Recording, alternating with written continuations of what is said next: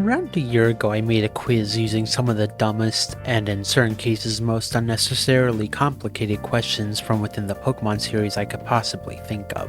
That is, within the confines of me forcing my friends who occasionally play Pokemon on the weekends to take said quiz. Do I think this was a good idea? To be honest, I don't really know. The friends I got to take the quiz definitely made it an interesting time because confusing them, as I've already shown, wasn't exactly the hardest thing to do. Most of the people invited for this quiz play some sort of competitive game mode, like Nick, who's a doubles main. On the other hand, you have people like Wes and Salty, who ran a draft league together for a while and make let's play content together on the regular. Goki, as far as I know, is the only one here who still uploads draft league content pretty regularly.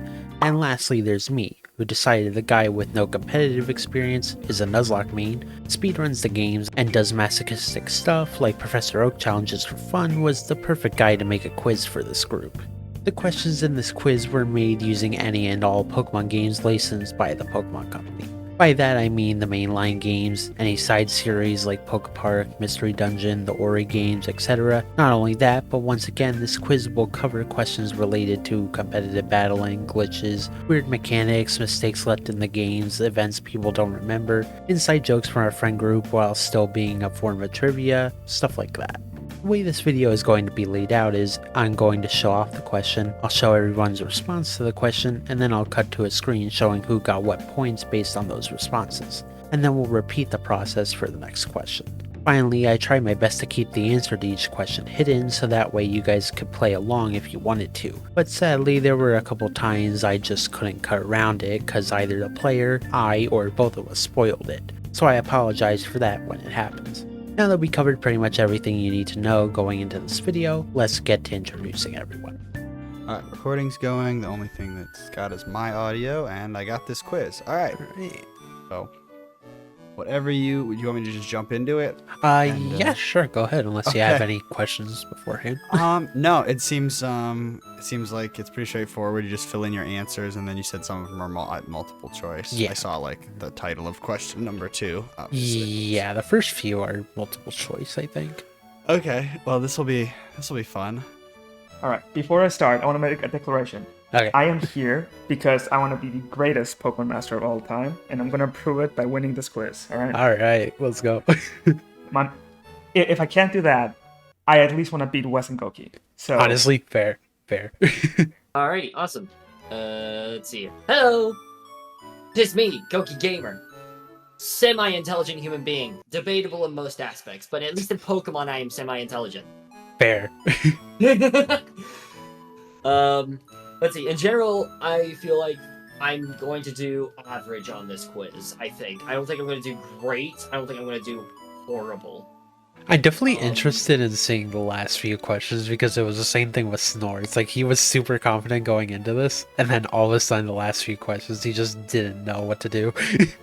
Oh crap! Okay. Yeah. I also heard from Snore that there's some like side game stuff in here that I actually do feel pretty confident in, depending on what the side games are. If it's the older side games, then I'm fricked. But if it's the newer side games, I think I might have it. So. Yeah, he definitely got one wrong that I'm very interested in seeing what you answer. Oh boy. Okay. Well, without any further ado, should I go ahead and get started? Yeah, for sure.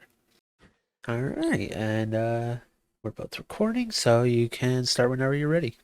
Alrighty, how's it go again? I pretty much just go through the questions and just say my thought process and answer Yes, them. sir.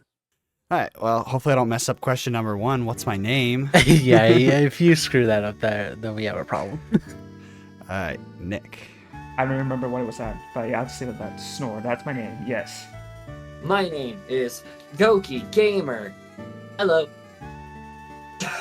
All right. Okay. Okay, what is your name? So it says choose your character too. Picking my character or just picking my name? Just your name. Okay. Yeah, it's just a gift. I feel like this is gonna be a trick question. yeah. No, that's fair. You're the first one to bring that up. That's a good point. Choose your character. What's your name? My name is Salty. This question is extremely straightforward to the point that it's not even really a question. Obviously though, as I said in the question screen, no one gets points this round because all they had to do was type their name. So how many Pokemon are there, not counting forms? So, And Okay, Goki asked, I believe this is counting DLC. I thought so Okay. because I know that when Scarlet and Violet first came out, that like Golden Go was Pokemon number like 1,000, and I think then that was like the end of the regular deck. So like the 2 new DLCs introduced some new Pokemon. But let's see. I just gotta think in my head real quick. Okay. What new Pokemon got introduced? There was at least. Okay, I'm guessing 1,013 based on just how many new Pokemon I think there are. All right, so I'll know my answers at the end. You're not gonna. Yes, You're not yeah. Gonna, okay, I'm you're just not writing down answers for myself now, and Okay. I'll tell you at the end. Okay, all right. How many Pokemon are there, not counting forms? Oh,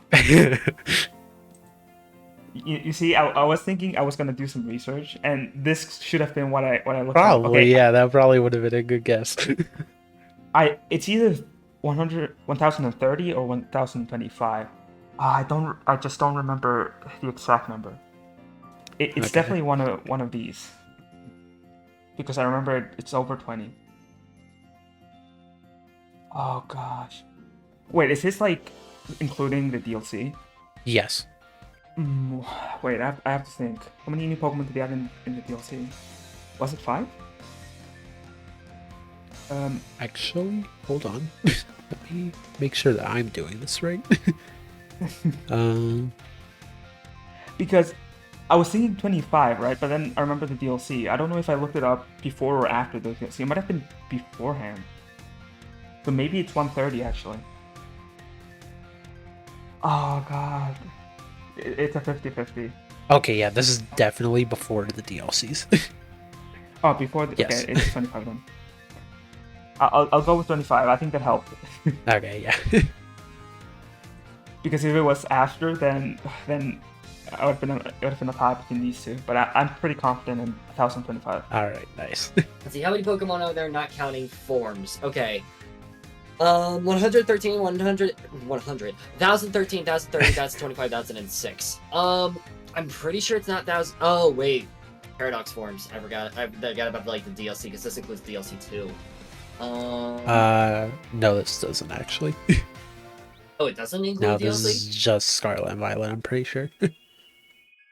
Oh, so like Pokemon like Iron Boulder aren't included in this? No. Oh. Okay, that's interesting. Then it's between 1,006 and 1,013 in that case, I think. Because I don't think it's... Yeah, 1,025, 1,030, that doesn't make sense to me. Something tells me it's 1,006, but I think I'm wrong. I don't know. It's one of those. I know for a fact it's one of those two. Let me There's look at no this way for a there's second. over 1,013. I just want to make sure that I'm not giving you the wrong answer, so I'm going to look this up really quick. Yeah, go for it, actually. Because, again, if there is DLC, then this will Yeah. matter. Because that information is based off Scarlet and Violet. Because I Yeah. want to say, I feel like it's base 1,006, but I'm also like, what are the 5 Pokemon I'm forgetting that might make it 1,013? Okay, actually, yeah, I think this does include the... I think this It does does include the include DLC, yeah. Okay. How many Pokemon were included? How many new Pokemon are there in the DLC? Let's see, there's the 3 Ironmons, the 3 Paradox Pokemon, that's 6. There's Terapagos, 7. There's Ogerpon, there's Ursaluna. Does Bloodmoon count as a 7? No, that won't count. So Ogerpon, that's 8. What else is there? Wait, I might be wrong. Maybe it is 1,013 with the DLC. Oh crap! I don't know. What else am I forgetting? Am I forgetting anything else? Oh yeah, Poltegeist, Sinistee.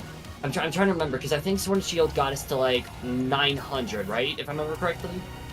So if it did get us to 900, then the base form of Scarlet Violet would get us to 1,006, I think. Okay, yes, or I'm, either 1,006, 1,013. I'm actually looking at the list. This is including both DLCs.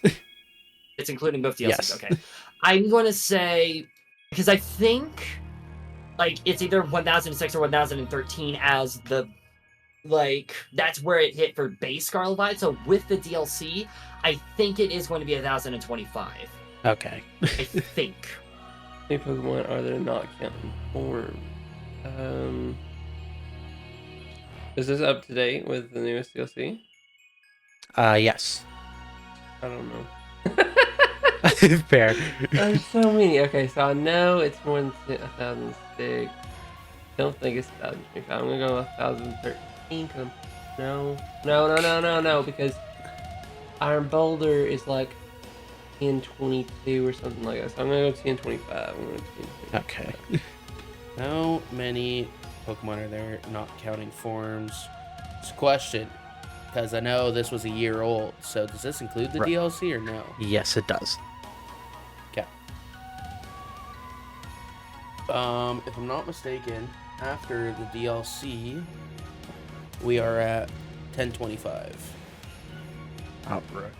Because I think 113 is where Scarvy officially ended, and 125 is where it ended after DLC. Question 2 is the first of a couple interesting ones for me because, once again, as you saw already, I screwed up when telling Snore what Pokemon were added to this list.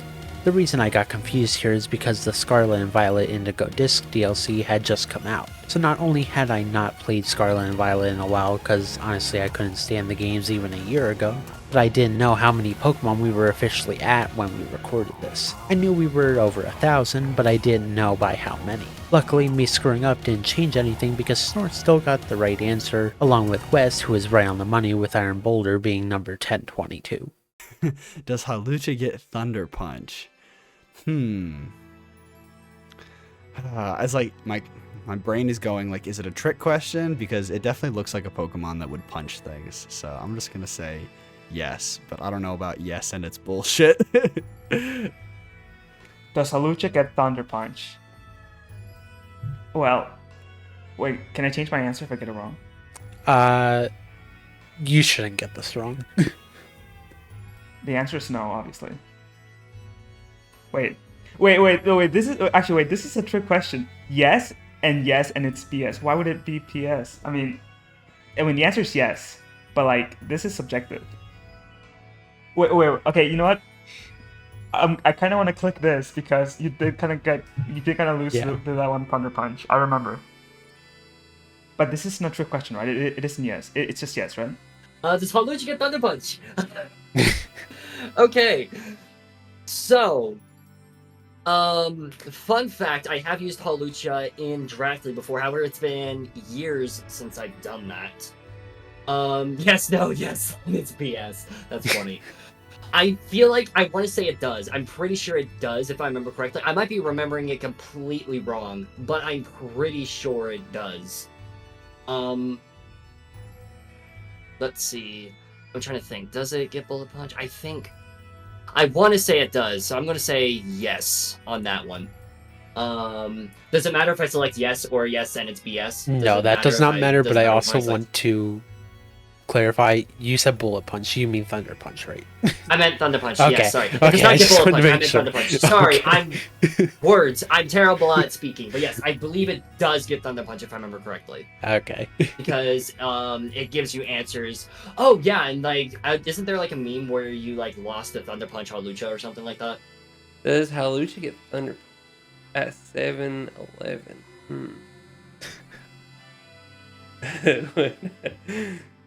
That has nothing to do with this. Maybe a special TM is 7-11 allows Hawlucha Thunder. I feel like this happened to you at like a draft league. That's why you got yes. That's bullshit. I'm gonna go with that one. Does Hawlucha get Thunder Punch? Yes, no, yes, and it's bullshit. I like yes, and it's bullshit. Fair. It makes sense. I feel like that was a thing though, because I think you ran Thunder Punch with Electric Seed, Hawlucha.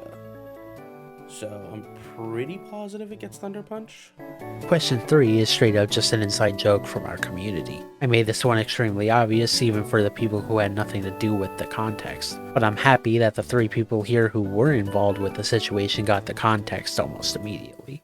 Okay, I feel like I've seen this image before, and I'm just gonna assume it's called Glitch City or Route 99. That's actually, I don't know what it's called. I just know I've seen this picture before. Oh, Fair. Glitch City just sounds right. Sounds right to me. So okay. What is the name of this location? Okay, let's see here. I'm ready for you to see Glitch. this one. Glitch City, Route 99, Route 7, Celadon City. Okay, this is red and blue or yellow, and I have no idea. Yep. I can only go based off of red, right? No, sorry. Fire red and green. Fair, honestly. It looks like.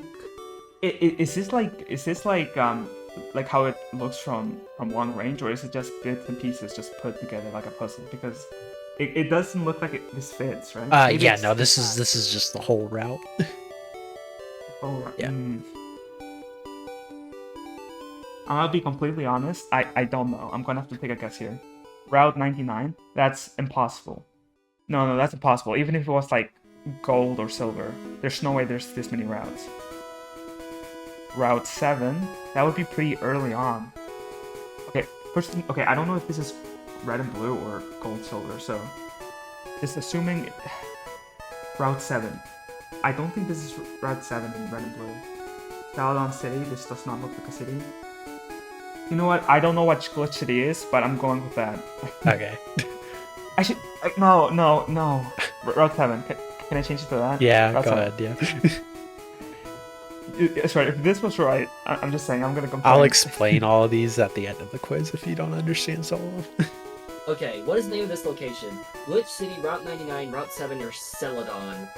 Wow, that is disorienting. Yeah. I'm trying to figure out what the building is, because if the building is the gateway, then I want to say Route 7.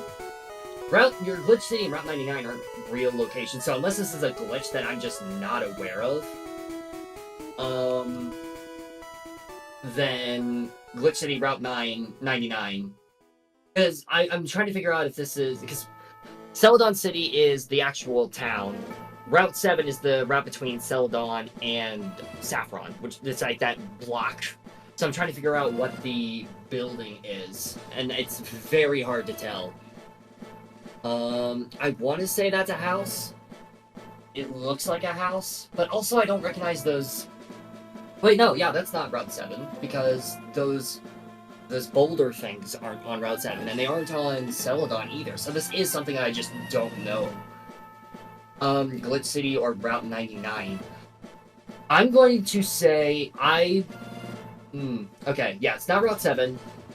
It's not Celadon. Unless, again, this is just a glitch about the route that I'm not aware of. I'm going to say this is...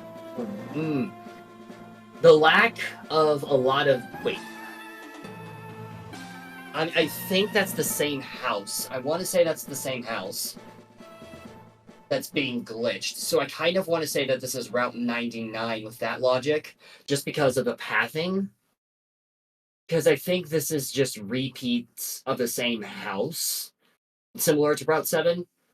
And I think that's why Route 7 is included in this. So I think I'm going to say, big brain, completely random guess, Route 99, I think is my guess. Alright. Because I'm literally just guessing. I'm very curious to see if that's the answer. I don't know if Shady wants to give it to me now or Yeah, if no, I now should just I continue. some of them I was free to go into because they were just like the first one threw me like, off. I very wasn't obvious? expecting you to get the number. Oh wow! Fair, And fair, also fair, fair. too, I wasn't expecting you to get the meme answer. So Yeah, okay, that's valid. That's valid. Because for those who don't know, I was not. Or wait, no, yeah, I was part of it. Because yeah, you were. Yeah, I was part of it. So never mind. I just don't remember back then. Okay. Yeah. So that'll be that. It was a long time ago. What's the name of this location? It is Glitch City. That's the fan name, at least. I don't know if it has a in-game name or not. What is the name of this location?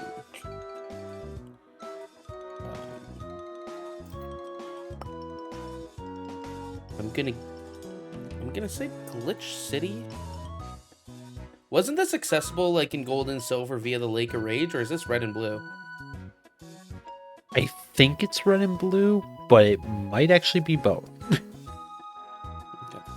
I'm pretty positive it's Glitch City. It's definitely, it doesn't look like Celadon.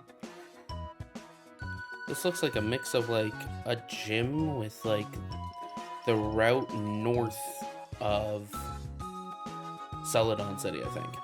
I'll be honest, I can't give much context behind this glitch because I don't really know how it works myself, which is a trend you'll pick up on as we go. On the other hand, the answers I gave them I actually can elaborate. The answer was Glitch City because that's just the fan name that was given to this glitch, being the correct answer. Answer 2, being Route 99, was created by me because if you zoom in on the image you can see little 99s between sections of the map. Whereas answers 3 and 4, being Route 7 and Celadon City, are purely based on the city and route that were compiled together to make this glitch. Also, the layout of this one looks like Celadon, which is right next to Route 7 as well. Okay, what does the sea incense do outside of battle? Okay, it's definitely not Arceus. It's definitely not Surf. Usually the incense have to do with breeding, but shoot, is it Meryl or Azumarill or is it Mantine? That's a great question. I just want to remind you this is an easy question. This is an easy question? Yeah. How is it an easy question? I should say, knowing what the questions are later, this is an easy question. Oh, jeez. I just got it narrowed down to 50-50 shot here, so I'm gonna go with the Mantine one. Right. Yeah. I want to come back to this one. Okay. What does the sea incense do outside of battle? The sea incense. What does it do outside of battle? Allows you to serve without entering the menu. Allows Meryl and Azumarill to breed Azurill eggs. Allows Mantine to breed Mantic eggs. Allows Arceus to change into a water type in the place of a splash plate. Is that outside of battle though? Like, it's not technically. I guess technically. Allows you to serve without entering the menu. That would be crazy if it did allow that. Honestly, I do know that it does allow for the egg thing, so I'm gonna go with allows Meryl and Azumarill to breed eggs down. Alright. I know you can use the instance for that. Mantine into Mantike. Couldn't you just breed them normally? No. Oh god. No, you can't. You can't? Nope. Oh. Allows Arceus to change into water type. I've never heard of this, so I'm gonna go with that's probably not the case. I'll give you a little bit of a hint. The reason that I chose Meryl and Azurill and Mantine and Mantike, both of them use an item similar to this. It's just which item does it use to do the same thing. Oh, so you need a different item. So yeah, one of them uses Sea Incense to breed the smaller Pokemon, and one of them uses a different incense. I'm gonna stick with my answer with Meryl and Azumarill. Fair. The only other instance I know is I know you can use an instance to breed Snorlax to Munchlax because I didn't. Yeah. I feel like I don't know. It's because because Azurill is a baby Pokemon, right? Yep. So it can be bred through normal means. So it's either this or this. I think it's Meryl though. I'm gonna stick with that. Alright. Final answer. Okay, what does the Sea Incense do outside of battle? Allows you to surf without entering the menu. Allows Meryl and Azumarill to breed Azurill eggs. Okay, so I know for a fact it's one of the breeding ones. The Sea Incense, I think, is weirdly enough Meryl and Azumarill, because I remember figuring this information out, and I remember being like, why the frick is it Sea Incense or like why the frick is it this way and not the other way? You would make more sense for it to be Mantine, but I think this is Meryl and Azumarill, because I think Mantine and Mantike are the wave incense. I think. Because I remember being like, why is it like that? So I think it's the Meryl and Azumarill, I think. I might be wrong with that though. And I think this even came up. Didn't this come up like during the Soul Link with Snore? It probably did. I don't remember. The instance do outside of battle. Ooh. Definitely not that. Hero shit. Yeah, I believe that's correct. Oh, but it could be main team. I'm gonna go with that one. I'm gonna go with Zero. Okay. What does a sea incense do outside of battle? Allows you to surf without entering the menus, allows Azumarill to breed Azumarill, allows Mantine to breed Mantike eggs, allows Arceus to change into a water type and places Splash Plate. I know it's not 1 and 4. I know it's either 2 or 3. If I'm not mistaken, it allows Marill and Azumarill to breed to Azumarill eggs, because I think it's the luck incense or something that's Mantine to Mantike. I think. Question 5 is an interesting one because if you know Pokemon, the Arceus and Surf answers are dead giveaways as the wrong answers, because they just don't exist in any game. On the other hand, Mantine and Azumarill do both require incense to breed their baby forms, but Mantine requires the wave incense, not the sea incense. The funniest part about this question for me was Goki was absolutely right, being that the answer did come up in his Soul Link series with Snore at the time, but what he didn't seem to remember is that I was the one who told him the answer. What do you get for perfecting the dex? A lot of shinies. That's not guaranteed. That you still have to hunt for them. A free shiny Arceus. I don't think that's right. A cutscene plays of the main. I never did this. I never beat the. Fair. I never. Also, I never. To be fair, just because Goki and Snore both asked it, I'll give it to you. The shinies just refers to the shiny charm. Yeah. So well, you don't. Yeah. Do you get the shiny charm for completing the dex? Oh, okay. Well, none of the other stuff sounds right, and you definitely usually get the shiny charm when you complete a dex. So Right. I'm gonna go with that. That was yeah. That's good clarification on Yeah. that. Also, I'm not taking too long, right? No, you're good. All right. Because I was thinking maybe start a timer. No, there's no timer. This is just like the other video that you watched. You know, it would be pretty embarrassing if you had a timer and I also got every question wrong. Or no, it was like I was first place, you know? Yeah. Okay, what do you get for perfecting the Pokedex in Legends Arceus?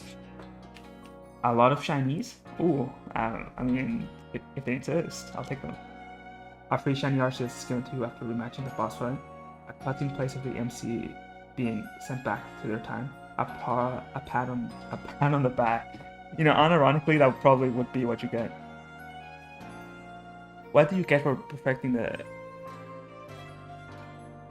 I mean, I didn't do this, but I'm pretty sure I looked it up. You definitely don't get a lot of shinies.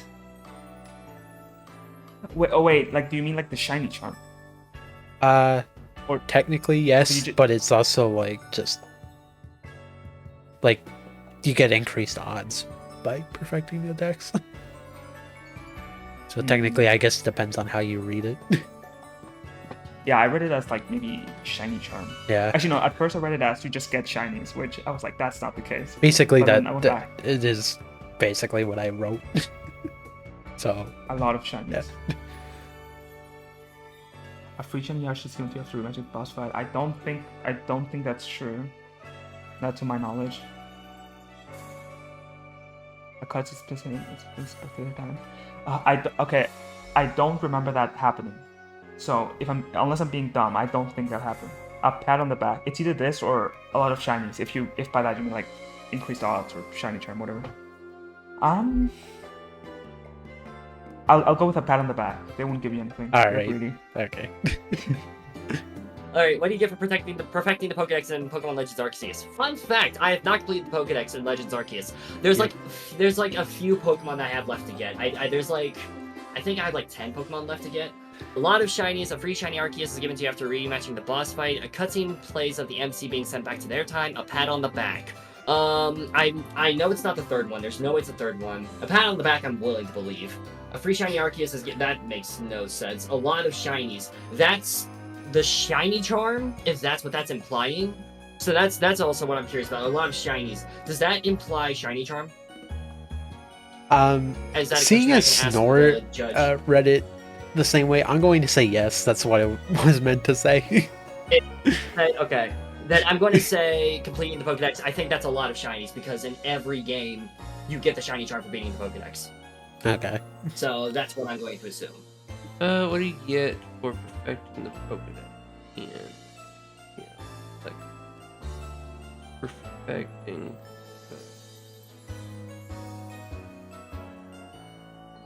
Like 100% perfecting, right? Yeah, this is. Yeah, that would be a Yeah. pat. There's no actual reward, yeah. Yeah. Hopefully I'm right. What do you get for perfecting the Pokedex in PLA? A lot of shinies, a free shiny Arceus given to you after rematching the final boss. That doesn't sound right. A cutscene plays of the MC being sent back to their time. That doesn't sound right. A pat on the back. Just for clarification, the first one is referencing the shiny charm. Okay, then I'm gonna go a lot of shinies. I was about to ask that exact question. Because normally that's the reward you get for perfecting the Pokedex in anything. Oh wait, but it's perfecting the Pokedex. You get the shiny charm just for completing it? Because perfecting it would be 100%ing it. I'm still gonna go a lot of shinies. Alright. Question 6 is honestly really straightforward, yet again if you played the games and did what the question is asking. Because if you completed your Dex in Legends Arceus, you know getting rank 10 on every Pokemon is how you get the shiny charm. That's the only reward you get for doing anything. So as sad as it is, the answer is you get a pat on the back for doing arguably the most annoying task in any Pokemon game. What glitch is the Void glitch? A smaller piece of it that's in BDSP. Okay, so oh my gosh, I've never even heard of this. But I do know that there was a duplication glitch in BDSP, so I'm just gonna go with that. What glitch is the Void glitch? A smaller piece of it in PDSP. I know the picture is from PDSP. Deal with it. I mean, I know about this glitch. Wait, let me read the answers first. The Black Belt Carl glitch, the Surf glitch, the Tweeting glitch, the Duplication glitch. What glitch is the Void glitch? A smaller piece of it. I told you they were gonna get harder. Yeah, this is like beyond me now. Yeah. I thought it was gonna be like simpler questions, like can Pikachu evolve or something, something simple. Hey, you wanted to be the Pokemon Master. I wasn't gonna make it easy for you. No kidding. Okay, let's see here. The Surf glitch. I haven't heard of any of these. I'll take a guess. I'll say the Tweaking glitch, just because it sounds like something they would name it. Okay. What glitch is the Void glitch? A smaller piece in BDSP. I know the pictures are from BDSP. Deal with it. The Void glitch, the Black Belt Carl glitch, the Surf glitch, the Tweaking glitch, the Duplication glitch. Okay, the Void glitch. This I actually don't know. Because I know there's surfing glitches in the original game, and I'm sure there's a ton of surfing glitches in BDSP. Black Belt Carl glitch. I don't know what that glitch would be. The Tweaking glitch. I feel like the Tweaking glitch would be the glitch that you use to get up to Candace's location. Candace these nuts. Cue it in the comments. Okay. The Duplication glitch, that makes no sense. So I think it's the Surf glitch or the Black Belt Carl glitch. And I want to say it's the Surf glitch, because I have no idea what the Black Belt Carl glitch is. The Surf glitch, I feel like, is the way you would get into the Void, per se. I might be completely wrong with this, but that's my 50-50. So, Okay. The Void glitch. Smaller piece. Yeah, the Tweaking glitch, yeah. Okay. No, Tweaking. I feel like that's just another name for it. The Surf glitch would be what it would be in BDSP. I'm gonna go with Surf. What glitch is the Void glitch? A smaller piece of... What glitch is the Void glitch? A smaller piece of in BDSP. I know the picture isn't from BDSP. Deal with it. Okay. The Black Belt Carl glitch, the Surf glitch, the Tweaking glitch, the Duplication glitch. I feel like it's the Surf glitch. I know there was a glitch with Surf, so that's what I'm feeling. I know we're not in the middle of an ocean either, but still, I feel like it has to do something with surfing in a spot that you're not supposed to be able to surf. Creates the Void glitch. Question 7 is another one of those glitches. In all honesty, I kind of just threw in because I just wanted a hard question. I have no idea what the hell the tweaking glitch is. I barely understand what the void and duping glitches are. So props to West, who almost had the right answer but overthought just how much BDSP it could copy from the original games. What Pokemon do you need in order to get Zora in Black and White event?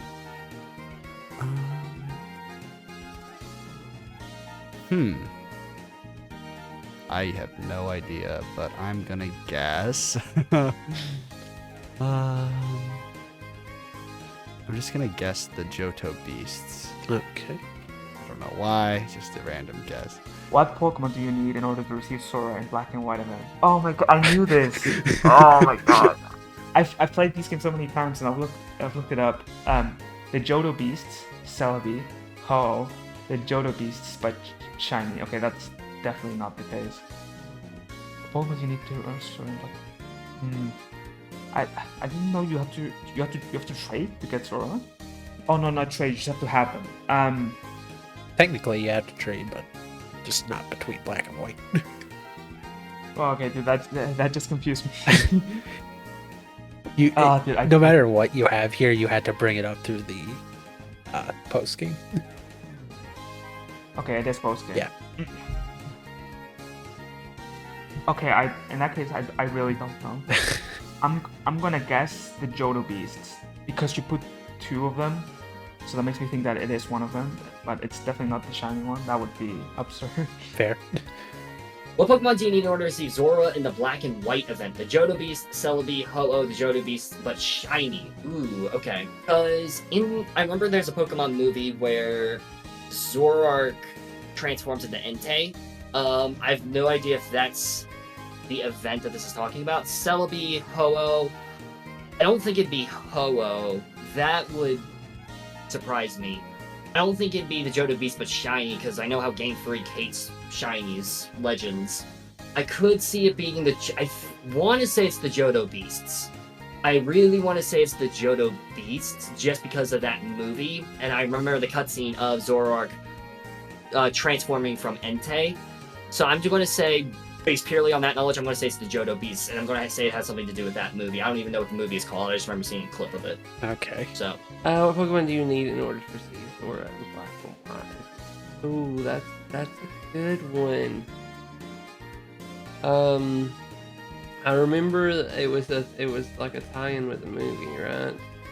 And the Johto Beasts were shiny in that, so I'll probably just go with that. I don't know if that's correct or not. Though. What Pokemon do you need in order to receive Zora in the Black and White event?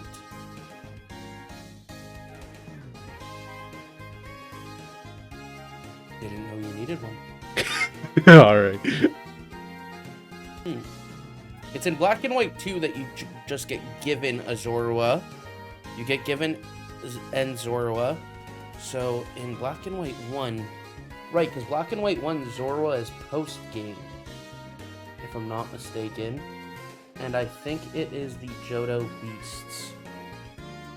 I don't know why I'm talking with the coffee up my mouth. I should have sipped the coffee first. Good.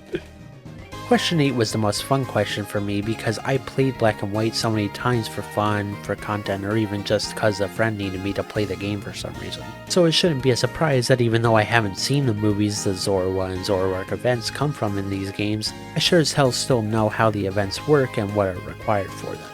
I knew adding the legendary beasts would trip somebody up because of the movies, but I also knew adding the beasts again, but adding the fact that they had to be shiny would get the people who didn't know that they were required for the Zoroark event, while Celebi was actually the one needed for the Zorua event, leaving people confused and me happy that I could get said people with an easy misdirection. Was the main boss of Poke Park 2? I think I feel like it's Darkrai. I just feel like I've seen that. That's just a guess. Who is the main boss of Pokemon 2? Okay, here's the thing, Shady. I haven't read the questions yet. I love this game. I've played it Fair, so many honestly, times. I do too. That's exactly why I picked it. Yes, I definitely know the answer. Yeah, no, that's So, good. who is the main boss of Pokemon 2? It's definitely Piplup, right? Because he is the guy. No, I'm kidding. It's not. Okay. No, I was just trolling. No, it's definitely. I was Darkrai. gonna say, you better not love this game and then pick Piplup. Who is the main? Oh, okay. Oh, Yeah, yes, here yes, we yes. go. This is Yeah. Darkrai. This is Yeah. Darkrai. Yeah. Shout out to Pokepark 2. Bro, that game is insane. I love the That game, Pokepark games. that game is wild. Yeah, the Pokepark games are fire. I'm I not knew gonna I had to lie. put a Yo, question shout in out for both of those games. I respect it. Heck yeah, dude. Shout out to freaking Darkrai, dude. Yeah. In that game. That game is wild. I've never played Pokepark 2. Darkrai That's the sounds fun right. part. Because Koki and Snore have. They were before you, so Yeah, it's Darkrai definitely an sounds easier right, question. so- Yeah. Who is the main boss of Pokepark 2? Gothitelle, Crocodile, Piplup, or Darkrai? I'm pretty positive it's Darkrai. That sounds like a main boss. The other one's not really. Fair. Also, Darkrai sounds fitting. Question 9 is again another one that is extremely easy, even if you didn't play Pokepark 2. If you were around when promotion of this game happened, like all of us were, they really didn't try hiding anything when it came to Darkrai being the main boss. Like, just look at that. I can't pretend like this wasn't a gimme question. Question number 10. Which of these things were banned from competitive battles on day 1? Is this like the ranked like VGC official Pokemon rules or Smogon ban? Do you know? I have no idea, to be completely honest. As far as I know, it's just competitive in general. One of these things was banned completely. I mean, the Pokemon Company doesn't usually ban things, so I'm gonna, and like I don't believe in my knowledge that they've ever banned any of these in like official VGC Pokemon rules. So I'm gonna guess that's talking about like Pokemon Showdown and Smogon rules. Okay. And Baton Pass is pretty broken. But so is Aurora Veil. I'm just gonna say Aurora Veil because it was like probably scary for new people. I don't know, or scary when it first came out. People didn't know how broken it might be. Actually, wait. Can I ask how many questions are there? There are. Hold on. I actually Is it forget 25? how You many say no. exactly. I know it's in the 30s. I think it's like 35. 33. 33. Okay, let's see it. And wait, and they get harder, dude. This is Yep. already so hard. They get Which of harder these depending things- on how much knowledge you have of the games. I mean, to be fair, these questions are getting hard, but because there's multiple choice, you can kind of That's Find the exactly answers. why I said they get harder, because they aren't all multiple choice. Oh, they're not. Nope. Oh, that's gonna hurt. Which of these things were banned from competitive battles on day 1? Battle Pass, Swagger, Soldew, Auroraville. On day 1? Like, do you mean the day the item was released? Yes. Or the game was Yes, the day they In that were added to case- competitive. released? It's definitely the Soldew. Okay. Yeah, I saw a video about this. It was like, they banned it immediately because it was so OP. Yep. No, you definitely got that one. Which of these things were banned for competitive battles on day 1? Baton Pass, Swagger, Soldew, or Aurora Veil? I know Soldew was banned at some point, and I'm pretty sure I could see Baton Pass being banned too, but Baton Pass is more Draft League stuff. I'm not into the VGC, so I actually don't know how Baton Pass works in those games. There's no way Swagger would be banned. There's no way Aurora Veil would be banned, so I think it would be the Soldew. Okay. So that's what I'm gonna go with that, because I know for a fact Soldew is banned in most competitive and like tournaments. I'm like 99.9% sure. So I'm gonna go with Soldew on that one. Which of these things were banned from competitive battles on day 1? Day 1 of its use. So, Swagger was banned at one point. I remember that. It's probably Soldew, honestly. Which of these things were banned from competitive battles on day 1? Pass, Swagger, Soldew, Aurora Veil. Like the day that the move came out? Yeah.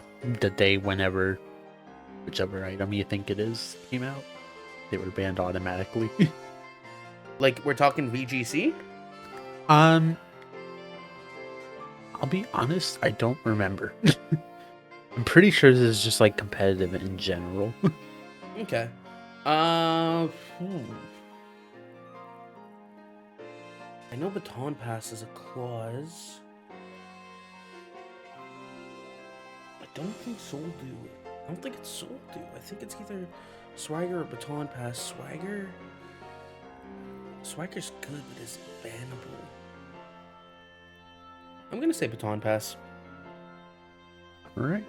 Question 10 is the first one that's easy to explain, but does require a bit of competitive knowledge. The reason for that is because each of these answers is another misdirection. All these items and moves have been banned from competitive play at some point. The issue is the only one to be banned almost immediately is the correct answer being the Soul Do. Why did speedrunners decide to replace Emboar with Stoutland as the main Pokemon for Black-White runs?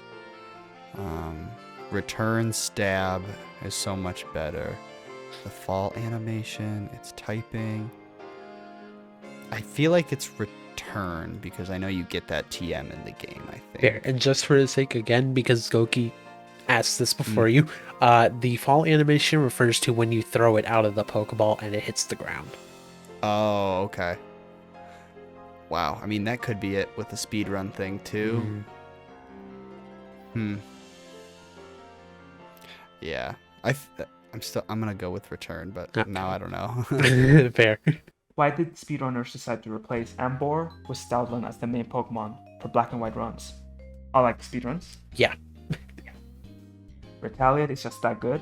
Its typing is just better for the run overall. Okay, that is not true.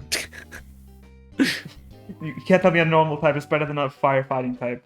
No, sir, that is not true. Return being Stab is much better. Okay. Its fall animation is slightly faster. That's definitely the right answer. Why did speedrunners decide to replace Emboar with Stoutland as the main Pokemon for Black and White ones? Ugh. Retaliate is just that good. Its typing is just better for the run overall. Return being Stab is much better. Its fall animation is slightly faster. Ooh. Okay. I was about to say I'm surprised no Intimidate, but I'm like, wait, no, that would just add time. That makes sense. Retaliate is just that good. I don't think it would be Retaliate. Its typing is just better for the run overall. It's better in what ways? Because versus Berg, it's not better. Versus Lenora, it's not better. Versus the first gym, it doesn't even matter. Well, versus the first gym, Stoutland would technically be better.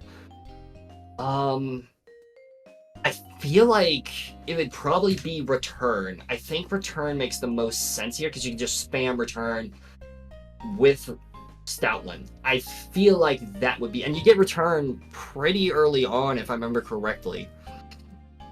I'm trying to remember when you get Return. I feel like you did get it. I know you get it on early in Black 2, White 2, because it's only with Gizmo. Not Gizmo. Snore. Yeah. I'm tired today, apparently, dude. I could also believe its fall animation is slightly faster. I don't know how many times you have to faint in battle with Stoutland, though, because it is I know for a fact it's faster because the cry is a lot, like, it's just boom, and dies. So the full animation is slightly faster. Okay, just to clear that up, because you're definitely misunderstanding that one, which, to be fair, that was completely the way that I wrote it. I get it. Oh, okay. Okay. The fall animation is more when you throw it out and it falls out of the Pokeball. Okay. That still makes sense too, because the cry is oh, and Emboar has, like, when it lands, it does that psh thing, and Stoutland doesn't do that. But does it do that? I don't remember. Maybe no, it does do that. No, Emboar's definitely does that. Maybe it is the full animation, actually. That makes a lot of sense. Okay, I think I've narrowed it down to two. It's either Return or the fall animation. It's one of the two. I could definitely see it being the fall animation. I think, you know what? I'm going to go with my gut, because I think, because yeah, Return with Stab is I'm sure great, but even against, like, you go up against Chantal, you go up against, like, Grimsley, like, who has Bisharp. Like, I think it is going to be the fall animation. I think that is what it's going to be, because that comes in handy so much more. So I think I'm going to say it's the fall animation. Speedrunners decided to replace Emboar with the main Pokemon Black and White runs. Dude, I don't know. Retaliate is just that good. Its typing is better for the run. Overall, Return means Stab is much better. That sounds good. The fall animation. Oh, because the animation when you go into battle. Atlan not have that one?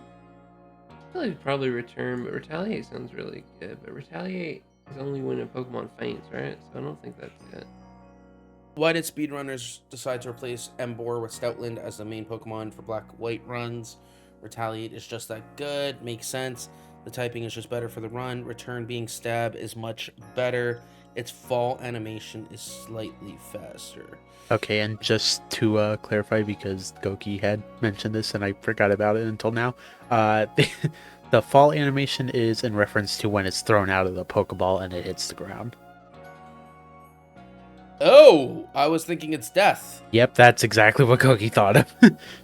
Then I'm gonna say its fall animation is slightly faster. Uh, I feel like the other ones are reasons why as well. Like Retaliate is good, Return being Stab is better, but I definitely think the main reason is because the fall animation is slightly faster then. Alright.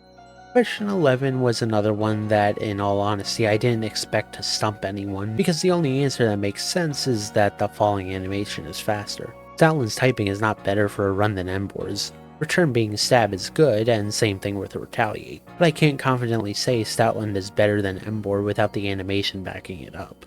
The funniest part to me is Goki and Wes both explained it perfectly. Emboar's animation is slower because he's heavier, so it adds time that oddly enough Stoutland doesn't because he's light enough for the animation to not trigger. What Pokemon? That's Caterpie. That Question should have 12 been an is- easy one, I was hoping. Yeah. Yeah, I'd be surprised if anyone got that wrong. Yeah. What Pokemon is this? This is Caterpie. This is Caterpie. Alright. Yeah, that's Caterpie's antenna. Watch it be something completely random and I'm just completely wrong, but I feel like that is Caterpie. What Pokemon is this? This is a trick question. That's not a Pokemon, but it's Caterpie's antler. Antenna. No, that was not a trick question. Okay. Okay. That was supposed to be a give me. It looks like a trick question because that's not No, actually it's a Pokemon. That's definitely fair, but yeah, no, I didn't want to trip you up on that one. What Pokemon is this? This is Caterpie. I'm 90% positive this is Caterpie. It's But looking at Deoxys. it- What? It's Deoxys. Is it actually? No. No. fucking with you. Oh. I'm almost positive that's the red thing on Caterpie. This one shouldn't need an explanation yet again. That's just Caterpie's horn. Question 13. Which of these Pokemon can you not get through the Ultrasun Ultramoon Island scan? Oh boy. This is gonna be a shot in the dark. Fair. Because I only did a little bit of this. I don't know much about like the pool of Pokemon. So I'm gonna say, let's see, we got Gen 1. They're all different generation. They're all different evolution lines.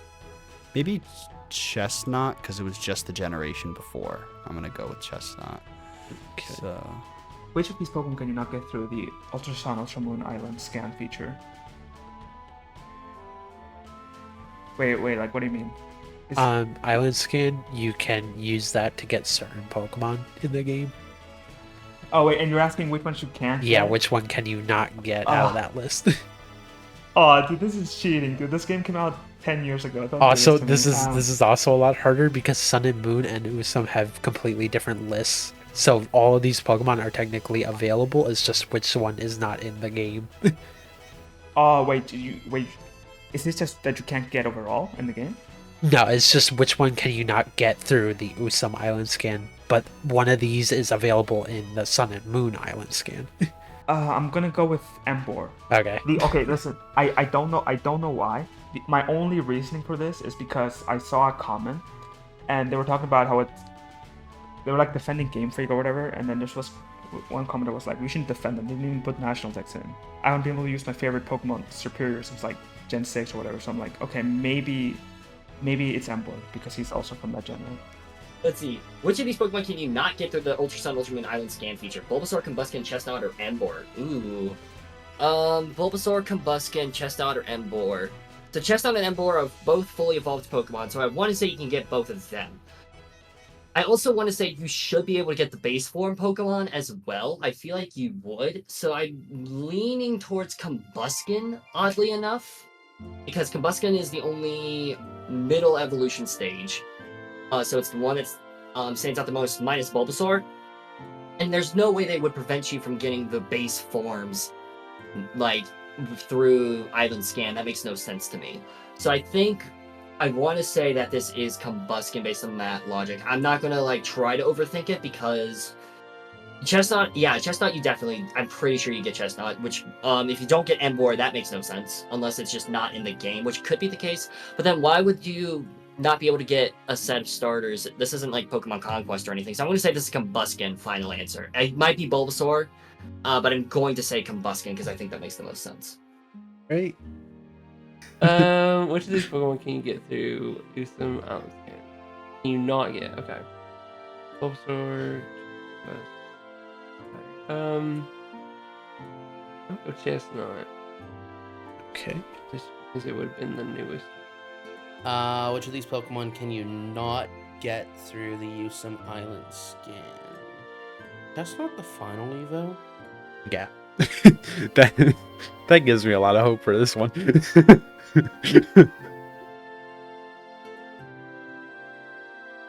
middle now? Chespin? Oh, Quilladin. Yeah, I was Quilladin gonna and say Chestnut. it. Okay. So I was thinking it would be one of the final Evos, because final Evo. Island Scan, all of these Pokemon came out before it. Which of these Pokemon can you not get through the Usum Island Scan? Okay, I'm gonna give you a little bit of a hint because I technically did it for Goki, I think. All of these Pokemon are available through Island Scan. It's just which one is not Usum. Oh. I feel like at that point... I feel like it's going to be Chestnut, because I feel like Chestnut, being from the generation prior, is the one that makes sense. Alright. Another simple explanation, but one that, as you've already seen, could be tricky if you don't know the games. Usum made basically every starter that wasn't in the originals Sun and Moon through Island Scan available this time. So Bulbasaur, Combuskin, and Chestnut were all correct. Emboar, on the other hand, unfortunately didn't make the cut, because the Gen 2 starters and the final Evos of the Gen 5 starters were all available in Sun and Moon. What was the design of Pikachu? Oh. He's electric. Oh. He's called the electric mouse Pokemon. I'm just going to go with that because it says duh. Okay, what was the design of Pikachu inspired by? Mouse, duh, rabbit, squirrel, raccoon. Okay, this isn't fair, bro. This can't be fair. Okay, mouse, I guess. I mean, it is a mouse. Alright. And oh my, you putting squirrel is throwing me off because it does have the cheeks. You know what? I feel like this is a trick question, and I feel like it's mouse. So I'm sticking with that answer. Let's see, what was the design of Pikachu inspired by? Mouse, rabbit, squirrel, or raccoon? This is a trick question, I'm pretty sure, because... No, wait. Because Meowth Pikachu, that is the cat, like, that's a cat and mouse. Like, that's why the, like, Meowth Pikachu is, like, Meowth's number 52, Pikachu's number 25. It's an homage to the cat and mouse. So it would be cat and mouse, but why do I feel like I'm being lied to here? Are you Shady, did you put the duh there so that way you would make me question my sanity? Is that what you Yeah, did? it's definitely is. Okay. It's definitely Okay, not the question. Okay, there's no way it's not raccoon, it's not squirrel, it has to be mouse, and it literally has to be. Okay. I think. I'm just going to go with my gut because I know for a fact that Meowth and Pikachu, and it's also part of the reason why they have the rivalry in the anime too. It's the cat and mouse thing. So I'm going to say that this is a mouse because at least it's partially inspired by the mouse. So therefore, I'm technically right. Even if it's wrong, I'm technically right. That's how it works, right? That's how that works. Yeah. Yes. Okay.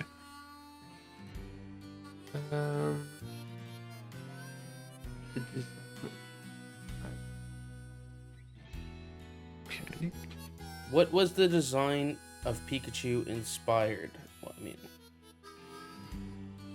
it's technically considered the electric mouse, but was it actually inspired by a mouse? I think it's more inspired by... I think it resembles more of a squirrel in my honest answer, because its tail is usually perked up. Alright. But then it has the rabbit ears. But like, you did write duh next to mouse. Great, I'm gonna be different. I want to be the only person to get this one wrong in this Okay, quiz. I had to say, since you already made your choice, you want to know the funny part about that? Am I the only one to get it right? Yep, you're the only one to get it right. It was a squirrel. It's based on a squirrel, not a mouse. I kind of figured just because its tail, because Pikachu normally stands on its feet, and it used to be chunky. Actually, Yep. I feel like, if anything, it resembles more of a chipmunk than anything. Yeah, actually, yeah. That makes sense. Question 14 is a little weird because even though Pikachu is the mouse Pokemon, it was designed off of a squirrel. I don't know why either, but I guess it worked, so who cares? Where is this? It's a forest. What forest is this? Oh, I hate Gen 6. Fair, I hate- honestly, fair. I don't know these towns. Why? I feel like I'm remembering Santaloon. Is that even a forest? Is that even a real It thing? is, in fact, a forest. Okay. Just at least it's a forest. That's good. Okay. All right. Where is this in X and Y? You want this specific route? The route or whatever that area is called. Oh my goodness, I haven't played these games in so long. I'll give you that hint. It's technically a route, but there is a specific name for the area. Is it Lost on Forest or Lost? Or what? I don't know what it's called. I just remember Lost Lawn Forest. I don't know that. That's not how it's spelled. I'm not worried about spelling as long as you got close enough. Okay, I'm very curious if this was right. This is the only one I have. Lost on Forest. There you go. Where is this in X and Y? This is the forest south of the freaking Wolfric's gym that you go to, like, you go through the forest to get to Mewtwo. The problem is I don't know what the forest is called, which sucks. Oh god. Ugh. Yeah, this has to be okay. I know that that has to be the location, unless this is like the fourth Santaloon Forest. But there's this isn't Santaloon Forest. I know this patch of grass. I know this because this is that forest. I just don't know what that forest is called. Would you accept it if I put? I don't even remember what Wolfric City is called. What is Wolfric City called? Ah! Would you accept the forest you crossed to get to Mewtwo? Would you accept that? I don't know whether to accept it or not Dang because it. I don't think I did. I don't think I did for Snore. Crap.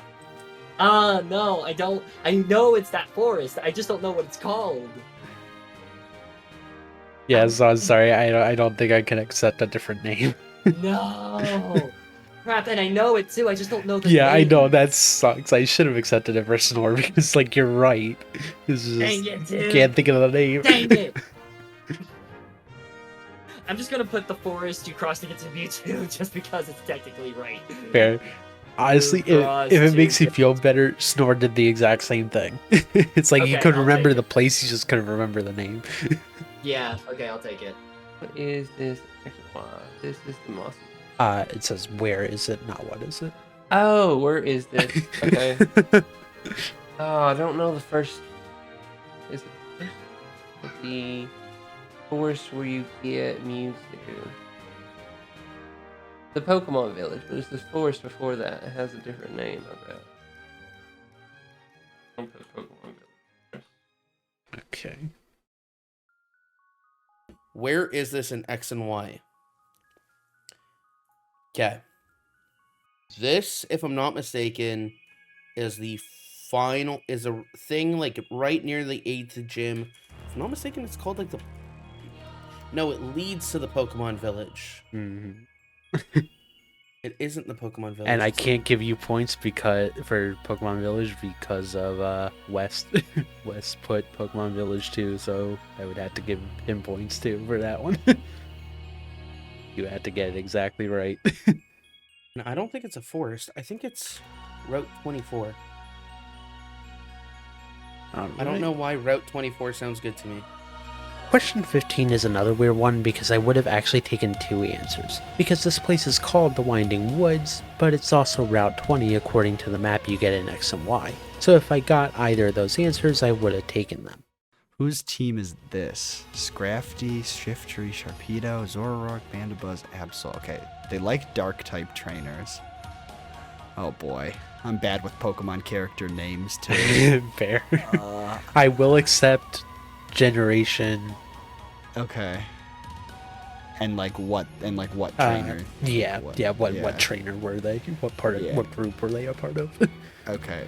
Well, based on how it's a team of 6 and it's good Pokemon, so it's I know it has to. Well, obviously it has to be at least Gen 5 or 6 because of the Mons. Wait, they're all Gen 5 as the newest, but models do not matter. Yeah. Okay. It's just for the sure. Pokemon. Yeah. Yeah, for sure. Just thinking about Pokemon's generations. Fair. I think this is an XY Elite 4 Dark Trainer, you know? I don't know. I don't know their name, but I'm guessing Mega Absol in X and Y. Alright. That's my guess. Whose team is this? Scrafty, Shiftry, Sharpedo, Zoroark, Manabuzz, and Absol. Oh boy. Oh wait, this is an all. Oh wait. Yeah, just another important thing. Models do Yes. not matter. This could be any Models gen. do not matter. All right. Am I allowed to ask? Is this a gym leader or Elite 14? Or can you not answer that? Is it just a random trainer? Okay, you know what? It's fine. Okay, let's hear. No, and I'll narrow it down. It's an Elite Four member. It is Because there are no Dark type gym leaders. Yeah, it's the Gen 5 Elite Four. What's his name? I don't remember his name. Oh god, I don't remember his name. Actually, I'll look this up because I can't actually think about it either. It's M something, I think.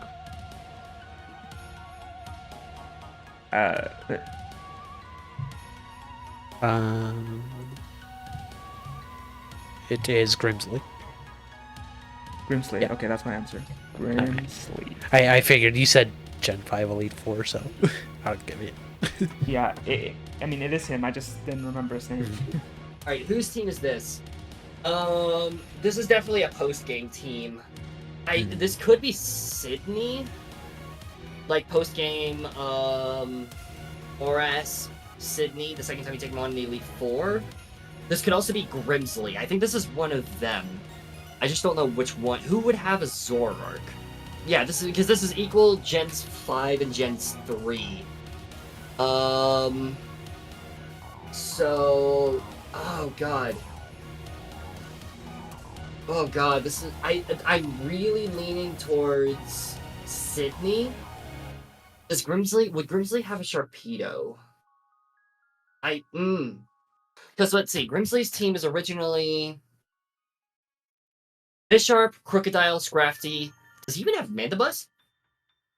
I don't know if he has Mandibuzz or not. I think in the postgame, Grimsley does get Sharpedo. Okay, wait, hold on. I'm getting ahead of myself. Grimsley has Bisharp. I think he does have Mandibuzz. He has Scrafty. He has Crocodile. His Liepard is his last Pokemon. I think I'm going to lean towards this being Sydney. What other Dark type? There's no Dark type gym leader. What other Dark type Elite? Is there a Dark type Elite 4 member? Well, there's Nanu. Could this be Nanu? No, that's not Nanu. I'm not at it. No, that's not Nanu's team. I want to say this is Sydney. Sydney's. I'm not gonna specify the battle, but I think this is. Okay, actually, I will ask. Do I have to specify like what? Like, is this like you take on the second time you take on the Elite Four? No, it's just whoever the trainer just is. just the trainer is okay. Also, just because I answered it for Snore, the models do not make a difference. The models do not make a difference. Okay, that's good to know. I wasn't even thinking about that. I'm not gonna lie. This is just the Pokemon. This is just a Pokemon, yeah. I mean, if I thought the models made a difference, I would have said I would not have had Grimsley on there. Although Grimsley is in, I think, isn't Grimsley in like the tree section in like Ultra Sun, Ultra Moon post game? Like, 'cause that's Yep. also what I'm thinking too. He is in fact there. He is in fact there. Yeah. Ah, crap. Oh, God, it's one of them. It's one of them. I just don't know which one it is. That's definitely I why just don't this know is which one meant it is. This is definitely meant to throw you off. It's like which one? Oh my God. Okay. Yeah, okay. It makes no sense. Okay, it makes no sense for it to be for Grimsley. I don't think he would have a Zoroark. And I don't think there's any other way you take on Grimsley in the base games. Unless it's through Pokemon World Tournament. You could have this team in Pokemon World Tournament. I could see this in Pokemon World Tournament. Crap, dude. Wait, what's Grimsley's ace? Grimsley's ace is Bisharp. Would he not have Bisharp on his... like... Absol is... Sydney's ace. Okay, wait, Absol is Sydney's ace.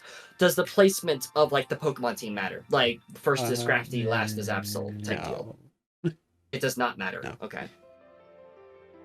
Because Grimsley's ace is Bisharp. Would he take off his ace? Because Sydney's ace is Absol.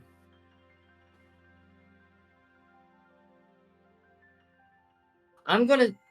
Wait, what's it? Sydney has... Originally, he has Sableye. No, he doesn't have Sableye, does he? I know he has Absol as his ace. I know he has that. And I know he has Shiftry. I don't think he has Sharpedo. But he could have Sharpedo easily. I could also see him having Scrafty on, like, a post, like, Elite Four team. God, I don't know. I don't know if I'm overthinking this. I'll definitely give it to you. You're definitely thinking about this more than Snore did. That's gonna make it more embarrassing if I'm wrong. Yeah. Okay. Just because this is more instinctual, I will not be surprised if I'm wrong, but also because the Absol is there and that is Sydney's ace, I'm 99.9% sure. I'm gonna say Sydney, if I can spell it right. That's what I'm gonna say. Sydney, Elite Four member, Sydney. Alright. That's what I'm gonna say. I don't know if I'm right. I could very well be wrong. It could be Grimsley. I'm gonna be so mad if it's Grimsley, but it's fine. Ah. Whose team is this? Is Sydney's Elite Four rematch team. Whose team is this? This is the Elite Four rematch team. Do I have to say Elite Four Sydney rematch or S? Okay, nope, you're good. I just needed a name. You're good. Okay. Well, I'm pretty sure I'm right. It is the Elite Four rematch of Sydney because none of them have 6 Pokemon in the original battle. And also, I don't think he has an Absol in the original battle. No, he does. It's Zoroark and Scrafty he adds. Does he get a Mega with this? Is this Mega Absol? I'm pretty sure that's a Mega Absol, yeah. Question 16 is the first one I was actually proud of outside the Zoroark question, because it relied yet again on me misdirecting through the use of ORAS rematch teams having Gen 5 Pokemon. So I could use a character like, Sydney, to confuse our participants into thinking they're looking at someone like, let's say Grimsley's rematch team from Gen 5 instead. The best part about this question for me was the fact that I got both extremes through Goki and West. While Goki took 5 minutes to decide whether the team was Sydney's or Grimsley's, which was the whole point of this question, West got the same correct answer in 10 seconds. What does Primeape do in Pokepark 1? I was surprised that Goki and Snore knew this one, I'll be honest. I'm going to guess Iron Tail. Fair. And it's a joke because I'm pretty sure it's a joke that Primeape learns Iron Tail and he has no tail. Yeah. And Pikachu also learns Iron Tail, and I'm gonna go by the picture that it's got Pikachu being trained by Fair. Primeape. So putting all that together. Another Pokepie. Let's go. I'm eating today. Yeah. I feel like I'm doing pretty good. What does Primeape do in Pokepark 2? Okay, I don't even have to see the questions. He teaches you Iron Tail. Yep. So there you go. What does Primeape do in Pokepark 1? It teaches you Iron Tail. That's what it does. Okay. Because he's like, how do I teach Iron Tail when I don't have a tail? Don't ask questions. And it's funny. Yeah. You do find him though. It's very fun. What does Primate do in Pokepark 1? No idea. Probably I remember memes of Primate with Iron Tail, so I'm gonna go with that one. What does Primeape do in Pokepark 1? I didn't even know Primeape did anything. Raise your attack power, teaches you Iron Tail, increases the power of your headbutt when dashing, he just fights you. I'm going to say teaches you Iron Tail because I know that Primeape is one of the few Pokemon that learns Iron Tail that doesn't have a tail. So it kind of makes sense. Alright. This is another question that, as Wes put it, can be pieced together pretty easily even if you haven't played Pokepark. In the main series of games, both Primeape and Pikachu learn Iron Tail, so that's how you can piece together the answer. What game is this describing? This looks like Omega Ruby Alpha Sapphire Rayquaza going to space with the meteorite. So, ORAS. I'll be real, you answered that so much faster than I was expecting. Goki and Snore took forever on that one for some reason. Snore thought it was X and Y because of Zygarde. Oh, Goki just thought of Emerald. the spaceship and the meteor it's so. I know that I thought that was an easy one. Then Yeah. it just took them forever. That's funny. What game is this describing? Okay, this was in the video. It's a snake. Set of the games is acceptable. Wait, what games? If you can't remember, it doesn't really describe a specific game. So, there are 2 games that this technically works for. Okay, so 2 games. 2 game. But this one's tough. X and Y. I mean, I only X and Y are the only games that have 2 for that gen. I mean, the snake resembles Zygarde, I guess. Space though. Space and meteor. Be real? I wasn't expecting this one to be the hard one. No, it's really hard. Okay, no, I know that. ORAS. Okay, is ORAS an acceptable answer? Yes. Okay, it's either ORAS or Emerald. I'm thinking Rayquaza. You go to space and defeat Deoxys. That's what I'm getting for this. But this is really hard. Like I don't know what else it could Okay. be. So your answer is Oras? Yes. Okay. Or Emerald. Whichever one you meant. Okay. What game is this describing? Snake plus rock plus what the frick? Oh god. Oh no. I'm interested in this one because it Wait. took Snore a minute. Okay, wait. Snake, rocket, meteorite. This has to be Rayquaza, right? So this is Emerald? Am I going to overthink this immensely? I feel like I'm going to overthink this immensely. What other game has what other game has snake, meteors, and rockets? Because you go up into space to battle Deoxys, so could this be Oras? Then why would the snake be? No. Oh wait, no, yeah, because the Delta episode that has Rayquaza, so you write on Rayquaza. Oh god. Wait, okay, I really think this is the Delta episode in Oras. That's my gut instinct. Because you go up into space to stop the freaking Deoxys meteorite thing, right? I don't know. Okay, let me think about this. Yeah, okay, no, there's no way it would be Emerald over that. I don't think. I don't think it would be Emerald over that because of the fact that you never go up to space in Emerald. And I think the only time they reference space is when they briefly mention Deoxys, then they eventually go find Deoxys in the event. I think if you were to put Emerald, it would not be the rocket and meteorite. So I am willing to bet that this is the Delta episode in Oras. And I can't think of any other game where this would happen. So I can't think of any other game where you would go to space with a snake. You know what? I will regret it if I don't overthink it, though. I need to overthink it. I need to overthink it so that way I can be good at the game. You know what? I can't think of anything. It's not Gen 1, not Gen 2, not Gen 3, not Gen 4, not Gen 5, not Gen 6, not Gen 7, not Gen 8, not Gen 9. It has to be Yeah, no.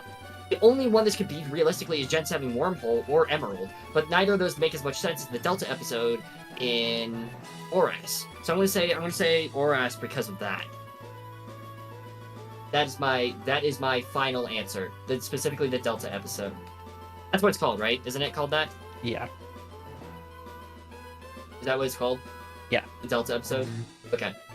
Yeah, because you fight Rayquaza, you go up into space, and you beat Deoxys, who had is connected with the meteorite. So I'm gonna say that's final answer. I might be completely wrong. It It's might, your it might final be answer? Emerald. Yeah, that's my final answer. I'm locking it in. It's actually Miraidon from Pokemon Scarlet and Violet. I can't tell if you're. I'm totally can't tell fine if with you're you. getting Just move on. Okay. Oh boy, I was gonna lose it, dude. I was gonna go nuts. What game is this describing? Fake Rocket League. The Delta episode of Horror? What game is this describing? Well, now here's here's an interesting answer. All right. Because I'm recording this after everybody else. Okay. Realistically, this now describes Pokemon Legends ZA. Does it? Kind of. Because the weapon is fired into space and then lands back on Earth. It can fit, but no. I was gonna say, I'll be real. Now that you point that out, it kind of actually makes sense for X and Y. I never really thought about it that way, but yeah, I guess that kind of makes sense. But yeah, no, I'll be honest. Well, yeah, 'cause no, a that's no. A That's not meteor the answer. leads to destruction. Okay, think about it. X and Y, right? The snake is Zygarde. Mm-hmm. The rocket ship is leading us to finding new life in the universe. Yveltal, Xerneas, and True. the meteor causes chaos. X and Y. But what Damn. game is this describing? Yeah, I'll be real. Never thought about it that way, but you're right. I guess Ooh, I kind of get it now. I was thinking Oras because the Delta episode, but would that not just be Pokemon Emerald then? I mean, the Delta episode isn't in Emerald. Emerald's also not really asteroid focused. Like, there is talks about the asteroid. Because this is just kind of the Oras Delta episode.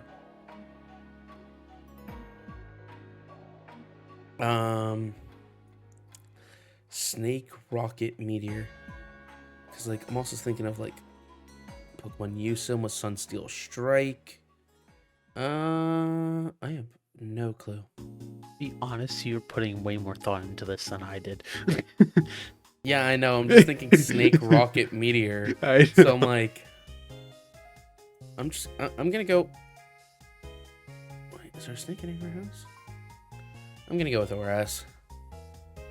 Once again, piecing this one together is pretty easy if you know the games.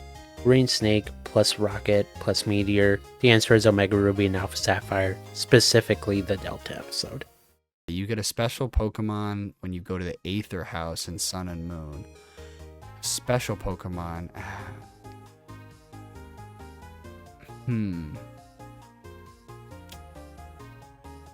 I don't know. You get, what's it called? The one that you get a Pokemon from Gladion, but I don't think that's here. I don't remember. It's been a while since I've played Sun and Moon. I'm just gonna guess. I don't know why, but I just want to guess Minior. It's just a random Gen 7 guess, but I don't feel like that's right. You can get a special Pokemon for the first time at the Aether House in Sun and Moon. What is it? You can get a special Pokemon for the first time at the Aether House.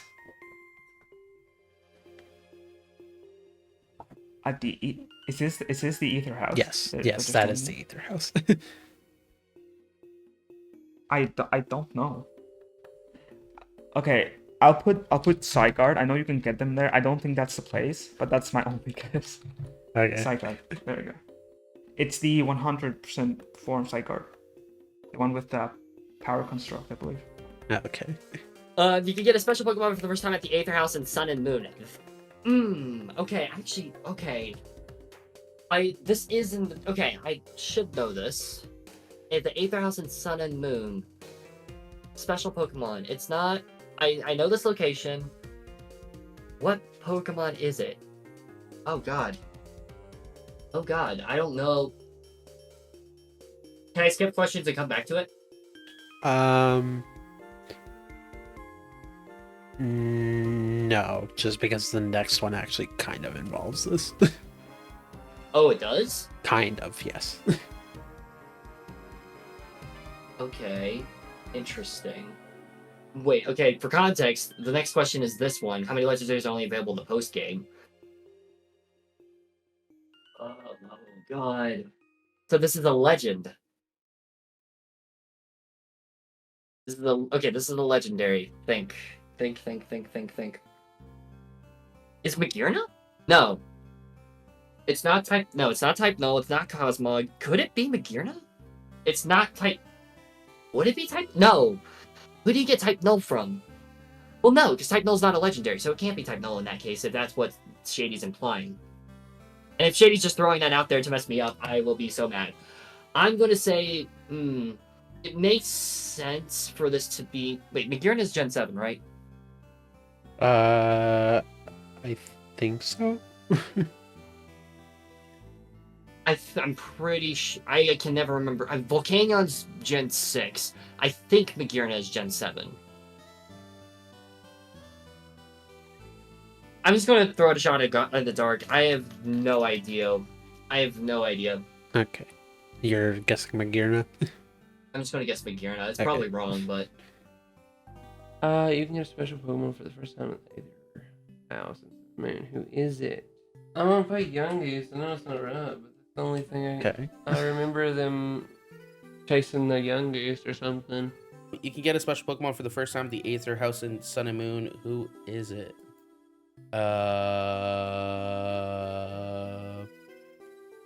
This isn't where you get type null, is it? Maybe? I will give you a little bit of a hint. This is a technicality. This is technically the first time that you get a Pokemon here.